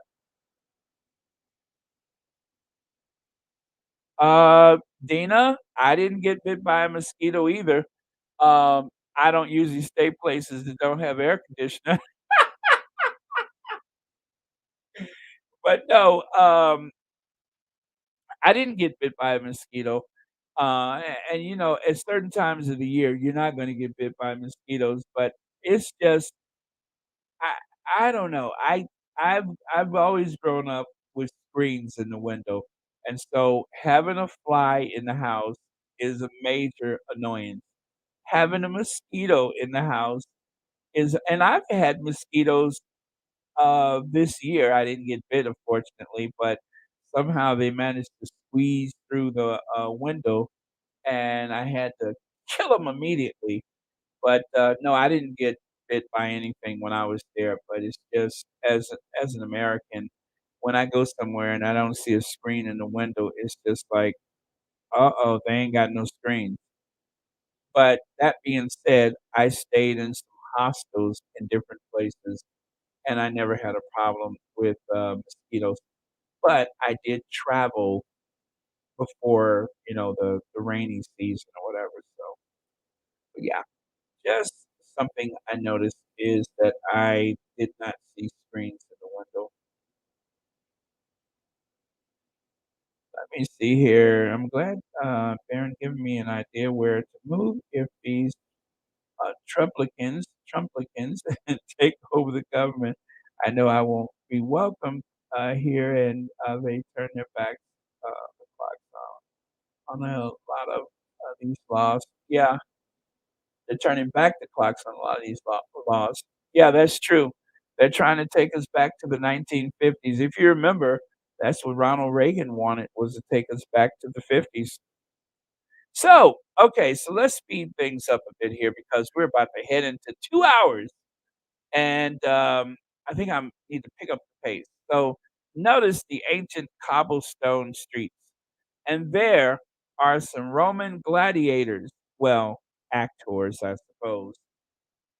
But if you notice, looming in the background is something that I was looking for a long time, and that was the Basilica of San Pedro or St. Peter's Basilica. Um, there's so many domes all over Rome, I couldn't figure out which one was St. Peter's Basilica, but that's it right there. That's the Vatican. And so I crossed that beautiful bridge. And when I crossed the bridge, I looked to the left and I was like it was like, going to Oz. It was like I was going to the wonderful land of Oz. I looked out the corner of my eye and I'm like, "Is that it? Oh my god, that's it! That's it! There it is! I can't believe it! It's the it's the Vatican." And so what you notice is that everybody starts moving faster. The closer you get to it, the faster the pace because it's just like if that's what you have been looking for your whole life and finally there it is, well, there it is. I couldn't believe it. I'm like, "Oh my god, that's it. That's what I'm looking for. It's the Vatican." And so you can see the distance. At this point, I'm just crossing the bridge and I look in the distance, there it is. And so you know, I had to leg it. I had to get down there as fast as possible because it was starting to get late in the day. And some of these places you go, the lines can be very long. Oh, I just noticed there's a Brazilian flag there. I wonder if that's the Brazilian consulate rather. But anyway, back to the Vatican. Boom! There it is. The Basilica of Basilica well, anyway, St. Peter's Basilica. So I got to stepping and stepping and stepping. I'm getting closer, you guys. It seemed like it took me a month of Sundays to get there, but finally I made it to St. Peter's Basilica and it did not disappoint.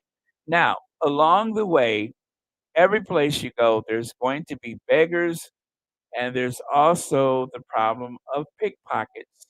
You have to be aware of your surroundings. Sometimes you'll see someone pretending that they are mute and cannot speak. They're only trying to get you close so that they can get in your pocket or your purse or whatever. Usually, you don't run into violent crimes when you go to most places in Europe, but there are people that are persistent that will try to pick your pockets or steal your purse or wallet. So this lady, she has something padding her back, and she carries that Tupperware bowl, and she's begging for money. I don't suspect there's anything wrong with her. There's several people that walk around, in a similar state. Um, and the first question you have to ask yourself, it's like 80 degrees Fahrenheit. How is she, managing with that coat on? Well, the coat is what holds the hump in place. So, yeah, but there were several people like her that I encountered near the Vatican. Unfortunately, after her pilgrimage to the Vatican, suddenly she found herself, in trouble, you know, so but that's common. You see that anywhere there's tourists, there's always something like this, so, that's it. Hide your shoes, pad your coat, go make some money. Okay, so finally, after making oh, by the way, there's that obelisk that I think they stole from Egypt. Um, I was on the other side of the obelisk. Now I'm, like, literally at at the steps of St. Peter's Basilica, so I, made it all the way around. This is a very huge parade ground, or, they have the church services there, and the Pope stands under that canopy. But yeah, so you might recognize this from television. And those statues that are up on the roof, those statues are huge. They You can go up to the statues, although I don't know if they still have it open.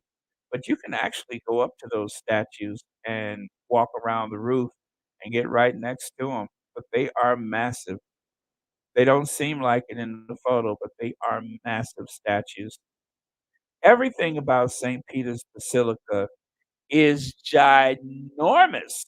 I mean, huge, huge. Like that famous ancient door that is only used for big ceremonies. That door that door I think has gotta be like 30 feet high or something like that.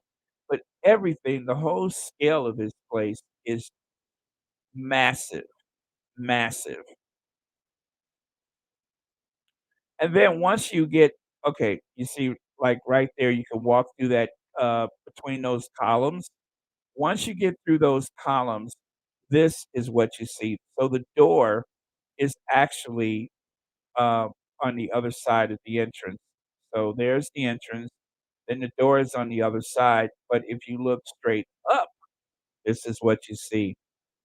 You can see the symbol of the Bishop of Rome, AKA the Pope. But yeah, beautiful. I mean, every detail, massive and beautiful.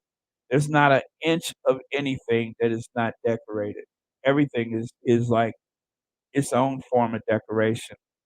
And see, you can see the door on the right, and I came through on the left, door on the right, and then you look up, there it is. So once again, entrance, the door, the ceiling, and there it is, entrance, ceiling, door. So remember, that is a ceremonial entrance. It's not for the everyday visitor.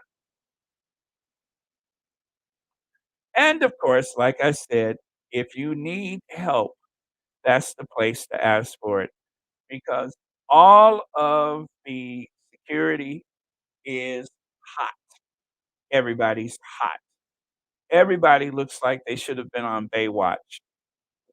Okay, so this is me looking back at the obelisk. See that? So I'm inside where you can look up at the ceiling.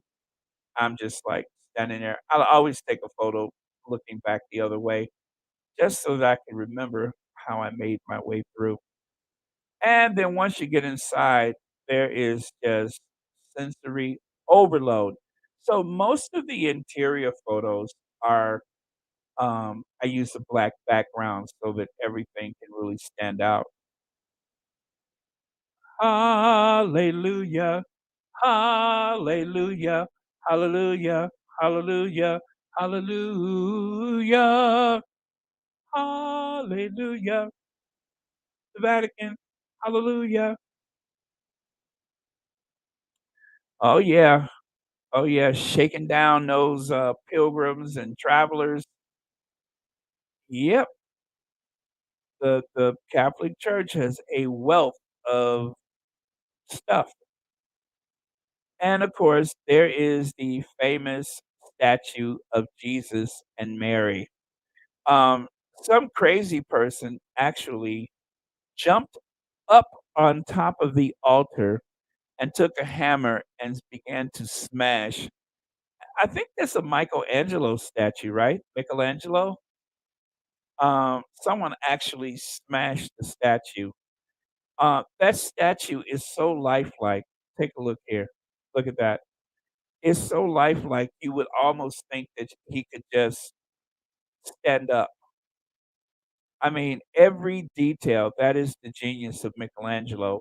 Every detail, every little nerve, every muscle is accounted for. And the way that Michelangelo was able to get so, realistic with his sculptures is because he would actually dissect human bodies. He wanted to know how the human body worked. And so he was able to get like all those details that most artists would miss. And that's what made so much of his work so lifelike. But that is a very famous statue. They had to reattach Mary's finger and some other bits that were smashed, but it was a crazy person. He just came to the Vatican one day and went cuckoo and started smashing stuff. Whenever you see that red marble, you know it's expensive, very expensive. I forgot what they call that marble, but they have a name for it. The red or the purple marble, always expensive. And there is the high altar. There's a canopy just like the other church. Isn't that beautiful? But you can see they use modern lighting to help illuminate the place. One thing the Vatican is uh, short of, and that, of course, are windows. With all those arches, they don't have a lot of windows there. Unlike Notre Dame with the big stained glass windows, most of those Romanesque churches or neoclassical churches and such, they do not have a lot of windows. And of course, you can see the dove. There's the dove. And again, you can see the alabaster used to illuminate that space. I mean, it's really like a stage, and several architects and artists were used to create all of the beautiful stuff that you see there.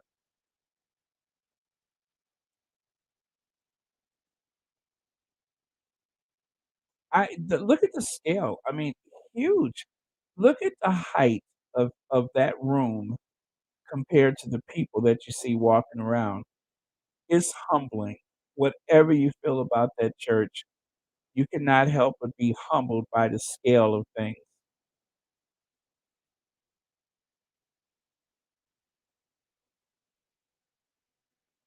Okay, you guys, we're in the home stretch. These are the last sets of slides. And what would seem like a huge responsibility is just another day's work. I mean, if you look at these guys, that's just work for them. This is their job. I love the way that light makes it seem like everybody's looking up to heaven. Isn't that cool? It's like a light, a divine light from the sky.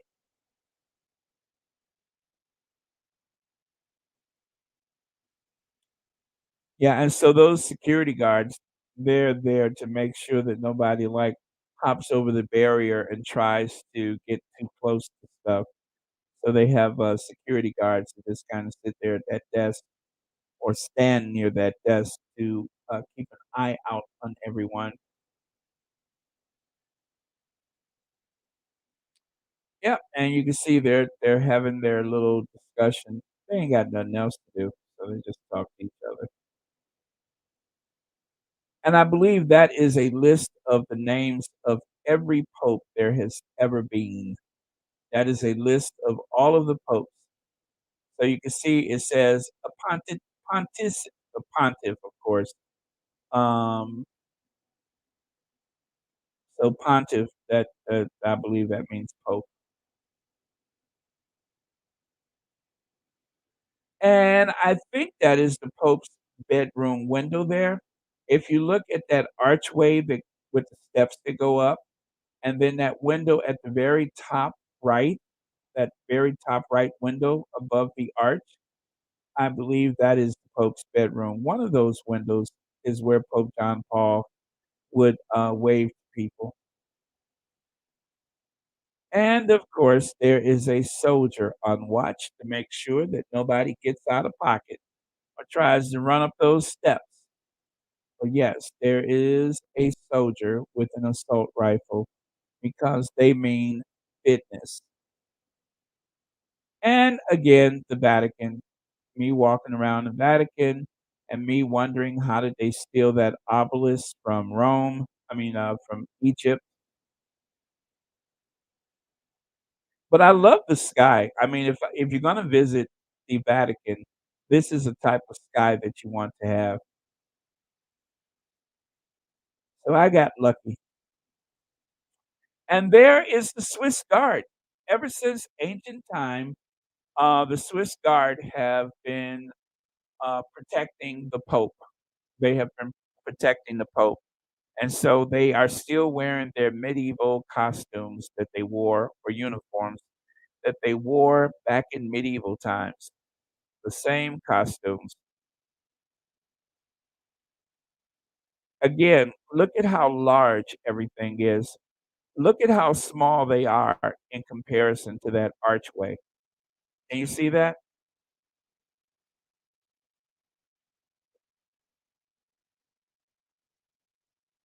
I mean, you could build a three-story house inside of that archway.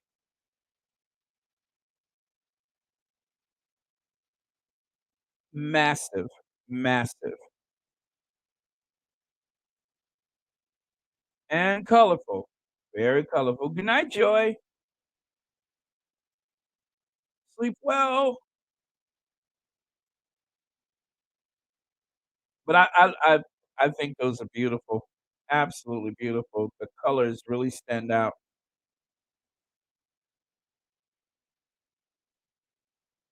I guess you have to have some type of a stigma to, do that job because so far everyone I've seen is wearing eyeglasses, so, maybe you don't have to have 20/20 vision to work there.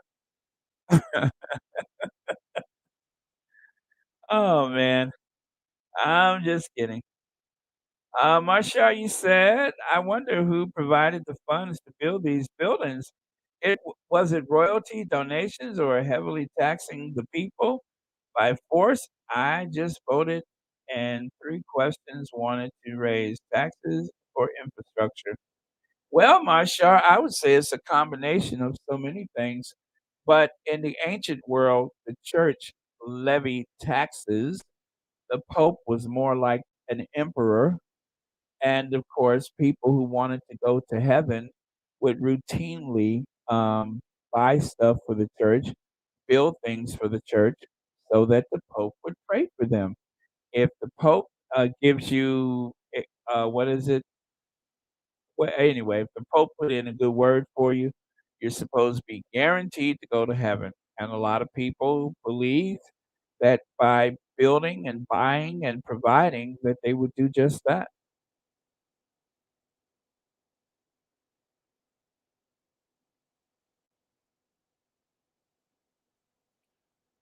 Okay, so I think that this is the last of the Vatican, and there is that chariot racetrack again. See it? Now you can better see how. Look at that sky. I love that sky. The sky is like terrifying, but that is where they used to race the chariots. And this is part of the Vatican. When you leave the Vatican Museum, once you leave the Vatican, you go to the Vatican Museum. And that Vatican Museum is huge. It is massive and it is so crowded, but that's the Vatican, and so when you leave, you go down these steps.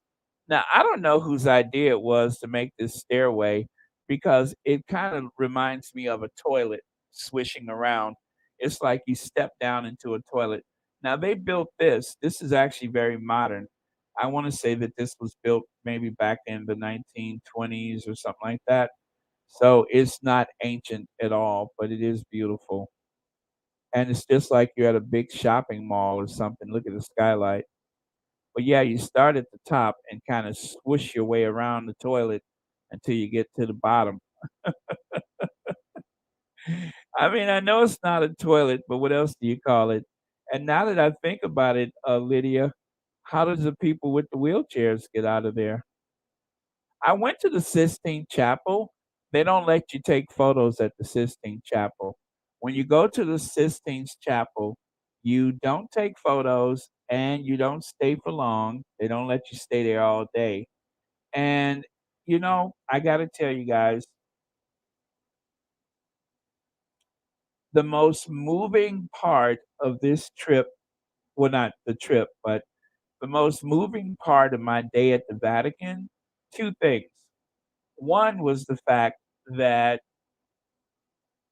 there are so, many Catholics in my family that, would have loved to have gone to the Vatican. I mean, I know people who, would have loved to have, in their lifetime, have gone there, so I felt like I had to represent, my ancestors, if you will. And the other thing is, when you go to the Sistine Chapel, you're gonna look around and you're gonna notice people are crying. There were people looking up at the ceiling of the Sistine Chapel. It's very quiet in there. You don't talk loud. Is a very spiritual place. And also, again, no photos, but there were actually people that were in tears because they wanted to go to the Sistine Chapel and they finally had their opportunity to go. So that was something that was unexpected. I didn't think people would be in there laughing and joking and stuff, but it was just amazing how serene and quiet and peaceful it was. But it's crowded. It's a lot of people in there. I want to say that there's like at least 100 people in that area, and you stand there and you take it all in. You look up at all the details of the Sistine Chapel. So that was a moving experience. I will never forget how amazed I was, not just at the chapel itself, but just the very spiritual way people were moved by it. Oh, did anybody ask for help? Did anybody see any trouble? Is there any trouble? Does anybody suspect there's gonna be trouble? I'm just asking for a friend. Huh? Anybody expecting trouble? I'm just asking for a friend. because I can get some help. If you think there's trouble, let me know and I'll go get some help. We good? Okay.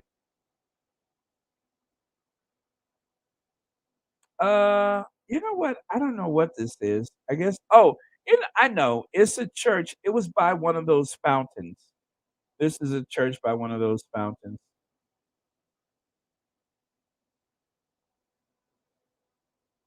Baron, although the sign said no pictures, people still took pictures with the flash off.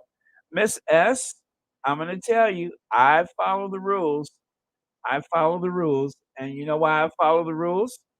Because I'm black and I'm from the United States and I follow the rules because I don't know that anybody's gonna try to get me out of the pokey. But I did notice a lot of people took pictures. But I'm black and I'm in another country, so I follow the rules.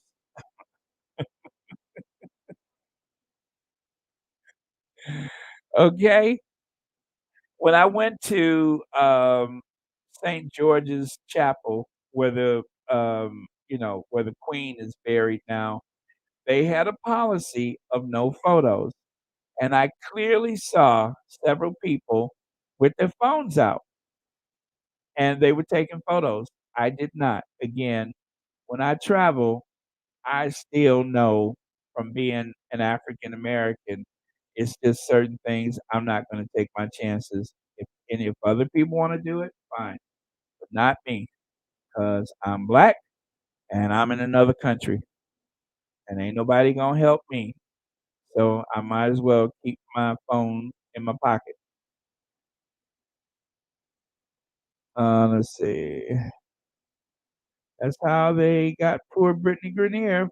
Pray, she is home soon. Yes, Lydia, I I I'm that person when I'm traveling, especially when I went to Eastern Europe, I'm like, "Uh-oh, I'm in Eastern Europe." You know what I mean? I was on guard. I was paying close attention to everything. And I don't did I ever tell the story about, the train? Did I ever tell you that story about the train? If not, I will share it with you. I'll do it anyway. So, I was on a train. Oh my god, I don't even remember where I was going, but I know I was on a train, I had my bag. I don't think it was this trip, I think it was back in 2009, right? So, I, sat in the seat where okay, this is what's up. Some of the trains, they have the 3 seats facing the other 3 seats, and there's a table in the middle, and you can't turn the seat around. You sit like you're in a booth in a diner. So, not 3 seats, but 2 seats on either side. And so I was speaking to a guy from Hong Kong who spoke perfect English, and he and I talked and talked and talked, and it was so interesting. We had seemed to have so much in common, and then I had to get up and go to the bathroom.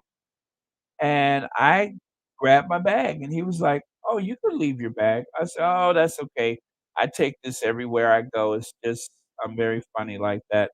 He was like, "Oh, okay." Oh, it was Germany. It was Germany. Alright. This is gonna make so much sense to you. Give me just a second. So, I was in Germany, and as I'm coming back to the seat, I'm just like, "Oh my god, I'm so glad I met this guy. He's so cool. I got somebody to talk to." I had my back I'm facing the direction of travel. He's facing against the direction of travel. And so I heard the door open behind me, the door in the train car, and I could feel that whoosh of air.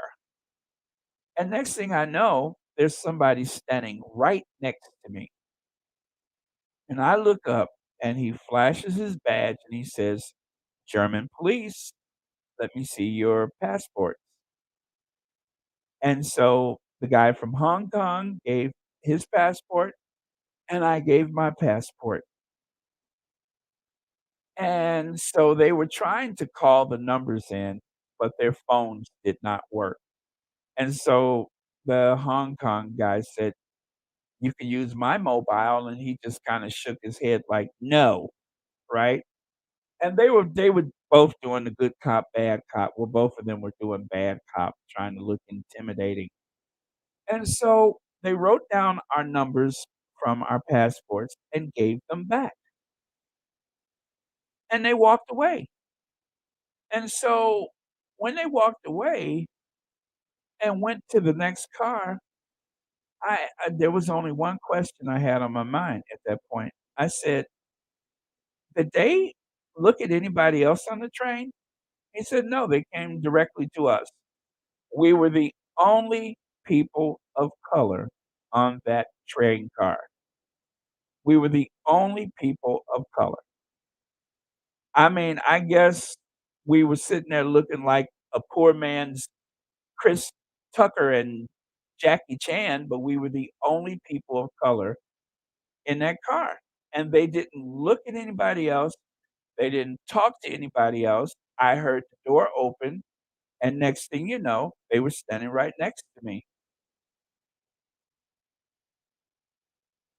Now, they weren't rude, they weren't impolite, they didn't say much, but they wanted to see our passports and nobody else, and that was it. I never heard anything else about it since,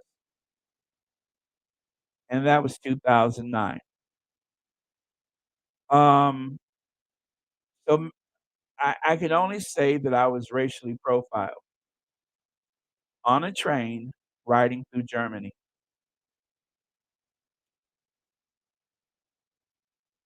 Yeah, end of story. End of story. Oh, you like that Compton Cali girl? Um, a broke a poor man's Jackie Chan and Chris Tucker. That's what we look like. And so I never, we didn't follow each other on Facebook or anything. 2009, there was barely a Facebook.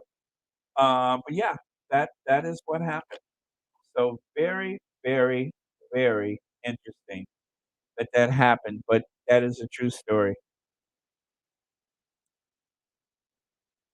Let's see here. Let's continue, shall we? Aha! Well, you know what? What a coincidence. I just mentioned Hong Kong, and then this was the next photo. Not that I know what country they're from, but I'm just saying, interesting coincidence. But yeah, this is near the, what do you call it? Uh,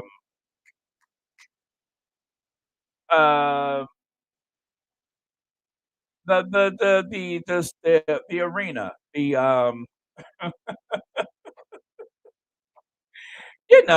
that place. Anyway, that's where that is. Oh, hold on a second, guys. Let me check something.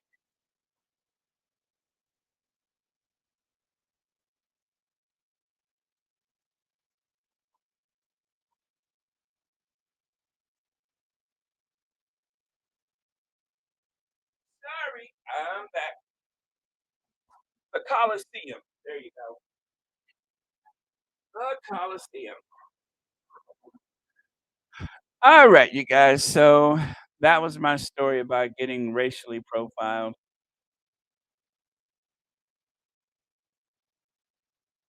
And check it out. What up, bruh?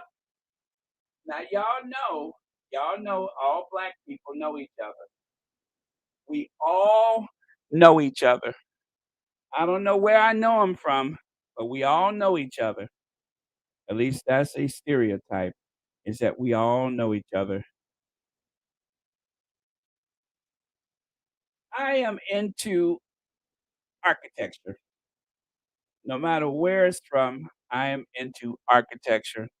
I like to know how things are made, where they're made, where the material comes from, what type of engineering. So yeah, it's not a particular architecture, but I'm a bit of a nerd for engineering, and for I guess architecture says a lot about how we live, and Yeah, so that is my thing. Architecture is something I get a big kick out of. Let me see. Miss S said, I had an encounter while leaving Ireland. My bag was extra light, but yet an officer told me my bag was severely overweight. I had the bag on the screen with all my contents visible. Let me see. Instead, my bag could not be overweight. I said that maybe the guy had his foot on the scale while. Whoa! Ow! Wow! Really? Now you know what? People do that. That is a way to get over it, is to put. I know you're talking about that scale where you check in. Uh huh. Yeah, I've heard of that before. And then sometimes the customers, they say sometime a customer will try to take their foot and tip the scale up on the other side, which, some scales that is possible, but yeah.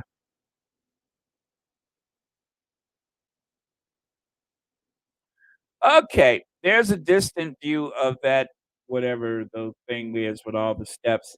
I don't know how I got so lucky, but when I was at the Vatican, I was able to get a good view of the city from up high, and you almost don't even know there's mountains in the background, but there are some mountains in the distance, and I didn't really see it until I was at the Vatican, and I was, able to get above the buildings.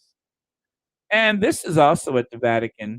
This is part of the Vatican Museum, and you can see the modern lighting that they use. Now, this is when it's helpful to have that modern lighting because those strips of light help to illuminate the ceiling. Otherwise, how would you ever be able to see that? Yes, there are windows, but the windows would not illuminate this area like that. This is, and look at how long that hallway is. Look at how long that hallway is. All of the work that went into creating this space, that hallway looks like is infinitely long. You can't see the people because I aimed the camera up to avoid the people, but look at how long that hallway is. I've never seen anything like that. This is the gardens at the Vatican. The Vatican has a big wall around it in some places, and like the Vatican Museum, there's a big wall on the other side of it and everything. And so this is the gardens within the Vatican. And I don't know what those are for, but I'm going to tell you what I think those are. Now, when the Pope dies, the other cardinals are supposed to whisper their name to make sure that they're dead. So they'll say, Gianni Paolo, are you there? Gianni Paolo. And then they take the hammer and tap them on their forehead. I'm not making this up. That's a real thing.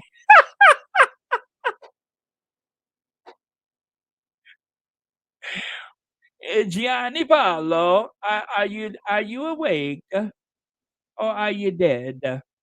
And so they take the little hammer and they tap them on their forehead. If you don't believe me, look it up. That is a true thing. So I'm thinking those must be the hammers that they use. I don't know what they do with those cake knives, but I think those hammers are what they use to make sure that the Pope is dead. I mean, if somebody wrap you across your forehead with a hammer, if you ain't dead, you'll be in bad shape by the time they get through trying to wake you up. So I'm just saying, guys, if you're ever in doubt, get a doctor. Don't take matters into your own hands. Do not start tapping me on my head with no hammer, because I promise you, I am gonna do something with my good arm if I can. Dina, that is true. I remember they said that when Pope John Paul II died. They said that they will whisper his name in his ear as part of the ceremony. They will speak his name, and if he doesn't answer,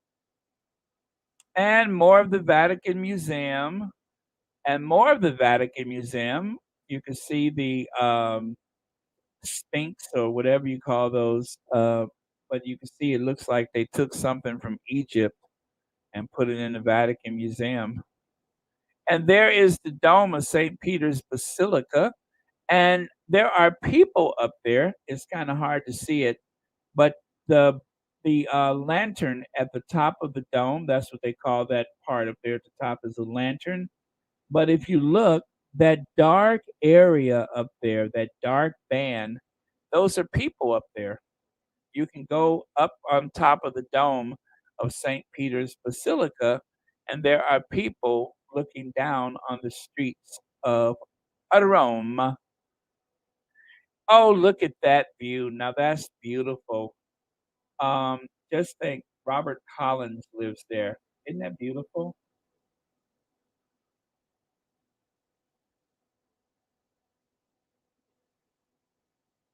Okay, Marshall says, "One you will not make it hit me in the and final, not to touch my hair at all. Just try to touch a black woman's hair." Oh, man. But what a beautiful city. It is rather crowded and everything, but it just has that old world charm. And look, they had the finger wave back in those ancient times. Now that's practical. See how the ancient Roman women had finger waves?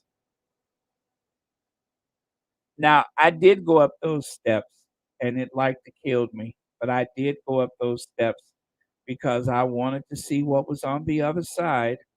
I got nosy and started climbing, and next thing I know, it was like, "Go to the light."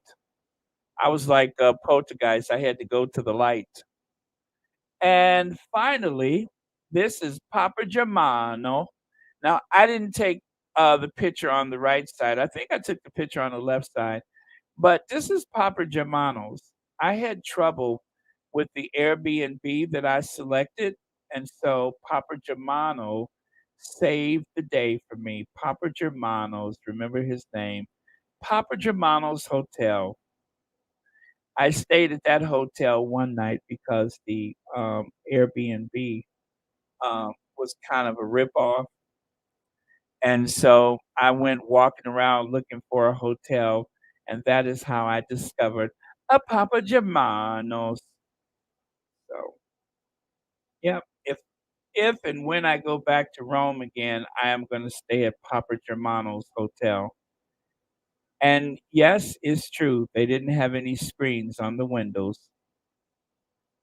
Yes, there were no screens on the windows at a Papa Giordano's, but I had a good time there. Oh, did anybody call for help? Did anybody need help? I'm just asking for a friend. Now, this is what I promised to show you. I believe this is the last photo. If you look at the top, you'll notice that all the statues and all the buildings are covered with colorful paint.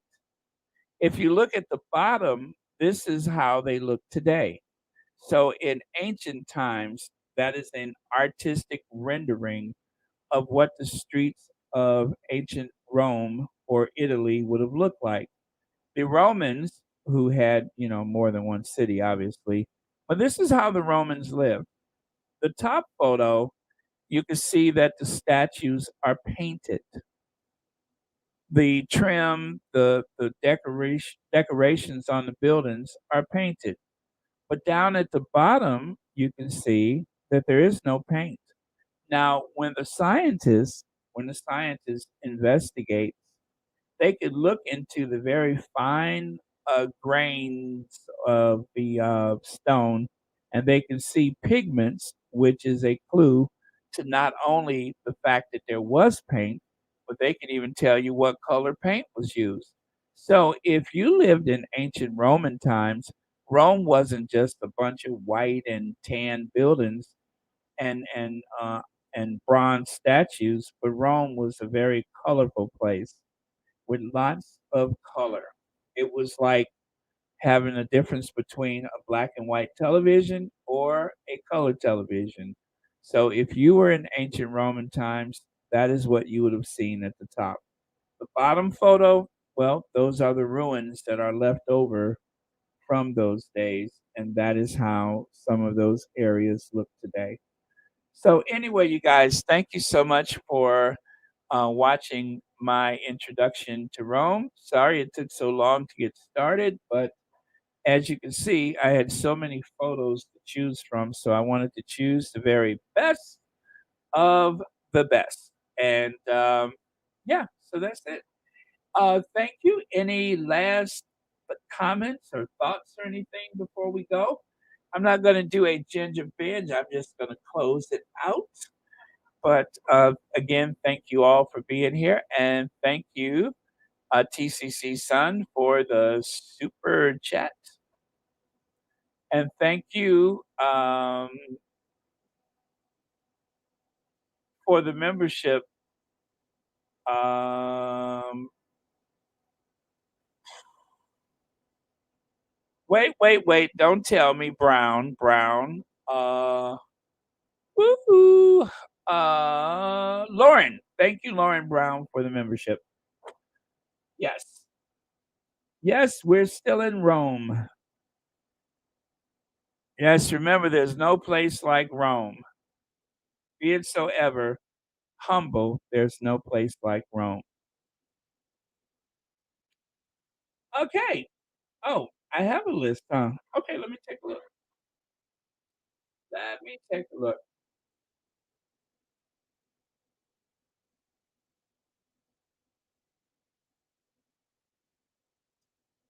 And then I am going to, oh, okay. And LDSW, new membership, Lauren Brown. And TCC son. Oh, Dina Cardozo, thank you so much. Thank you, Baron. What a journey. I hope you enjoyed the food. Thank you all for the birthday wishes. Oh, yes, happy birthday again. And thank you so much for being a member of Royal Sussex. Oh, you mean the girl that went to school with Moses? What's her name? The queen consort? The one who, as a matter of fact, when, they found out that, Camilla was suffering from the pandemic, they didn't call a regular doctor, they called a paleontologist. They were like, "Oh my goodness, help, someone get the paleontologist over here." So, yeah, that is how they were able to render aid to her was they, deferred to a paleontologist, someone who specializes in fossils.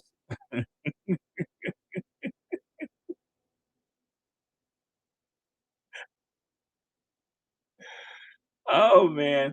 Okay, you guys, I need to go eat something. Yes, Cookies and Cream says, "Archetypes." Don't forget to vote for Archetypes to make it number 1, and also don't forget to vote on election day. Vote your conscience. Nah, screw that. Vote Democrat, okay? Vote to save our democracy. Vote Democrat. That's who I vote for. I voted for the Democrats. Straight damn, straight damn.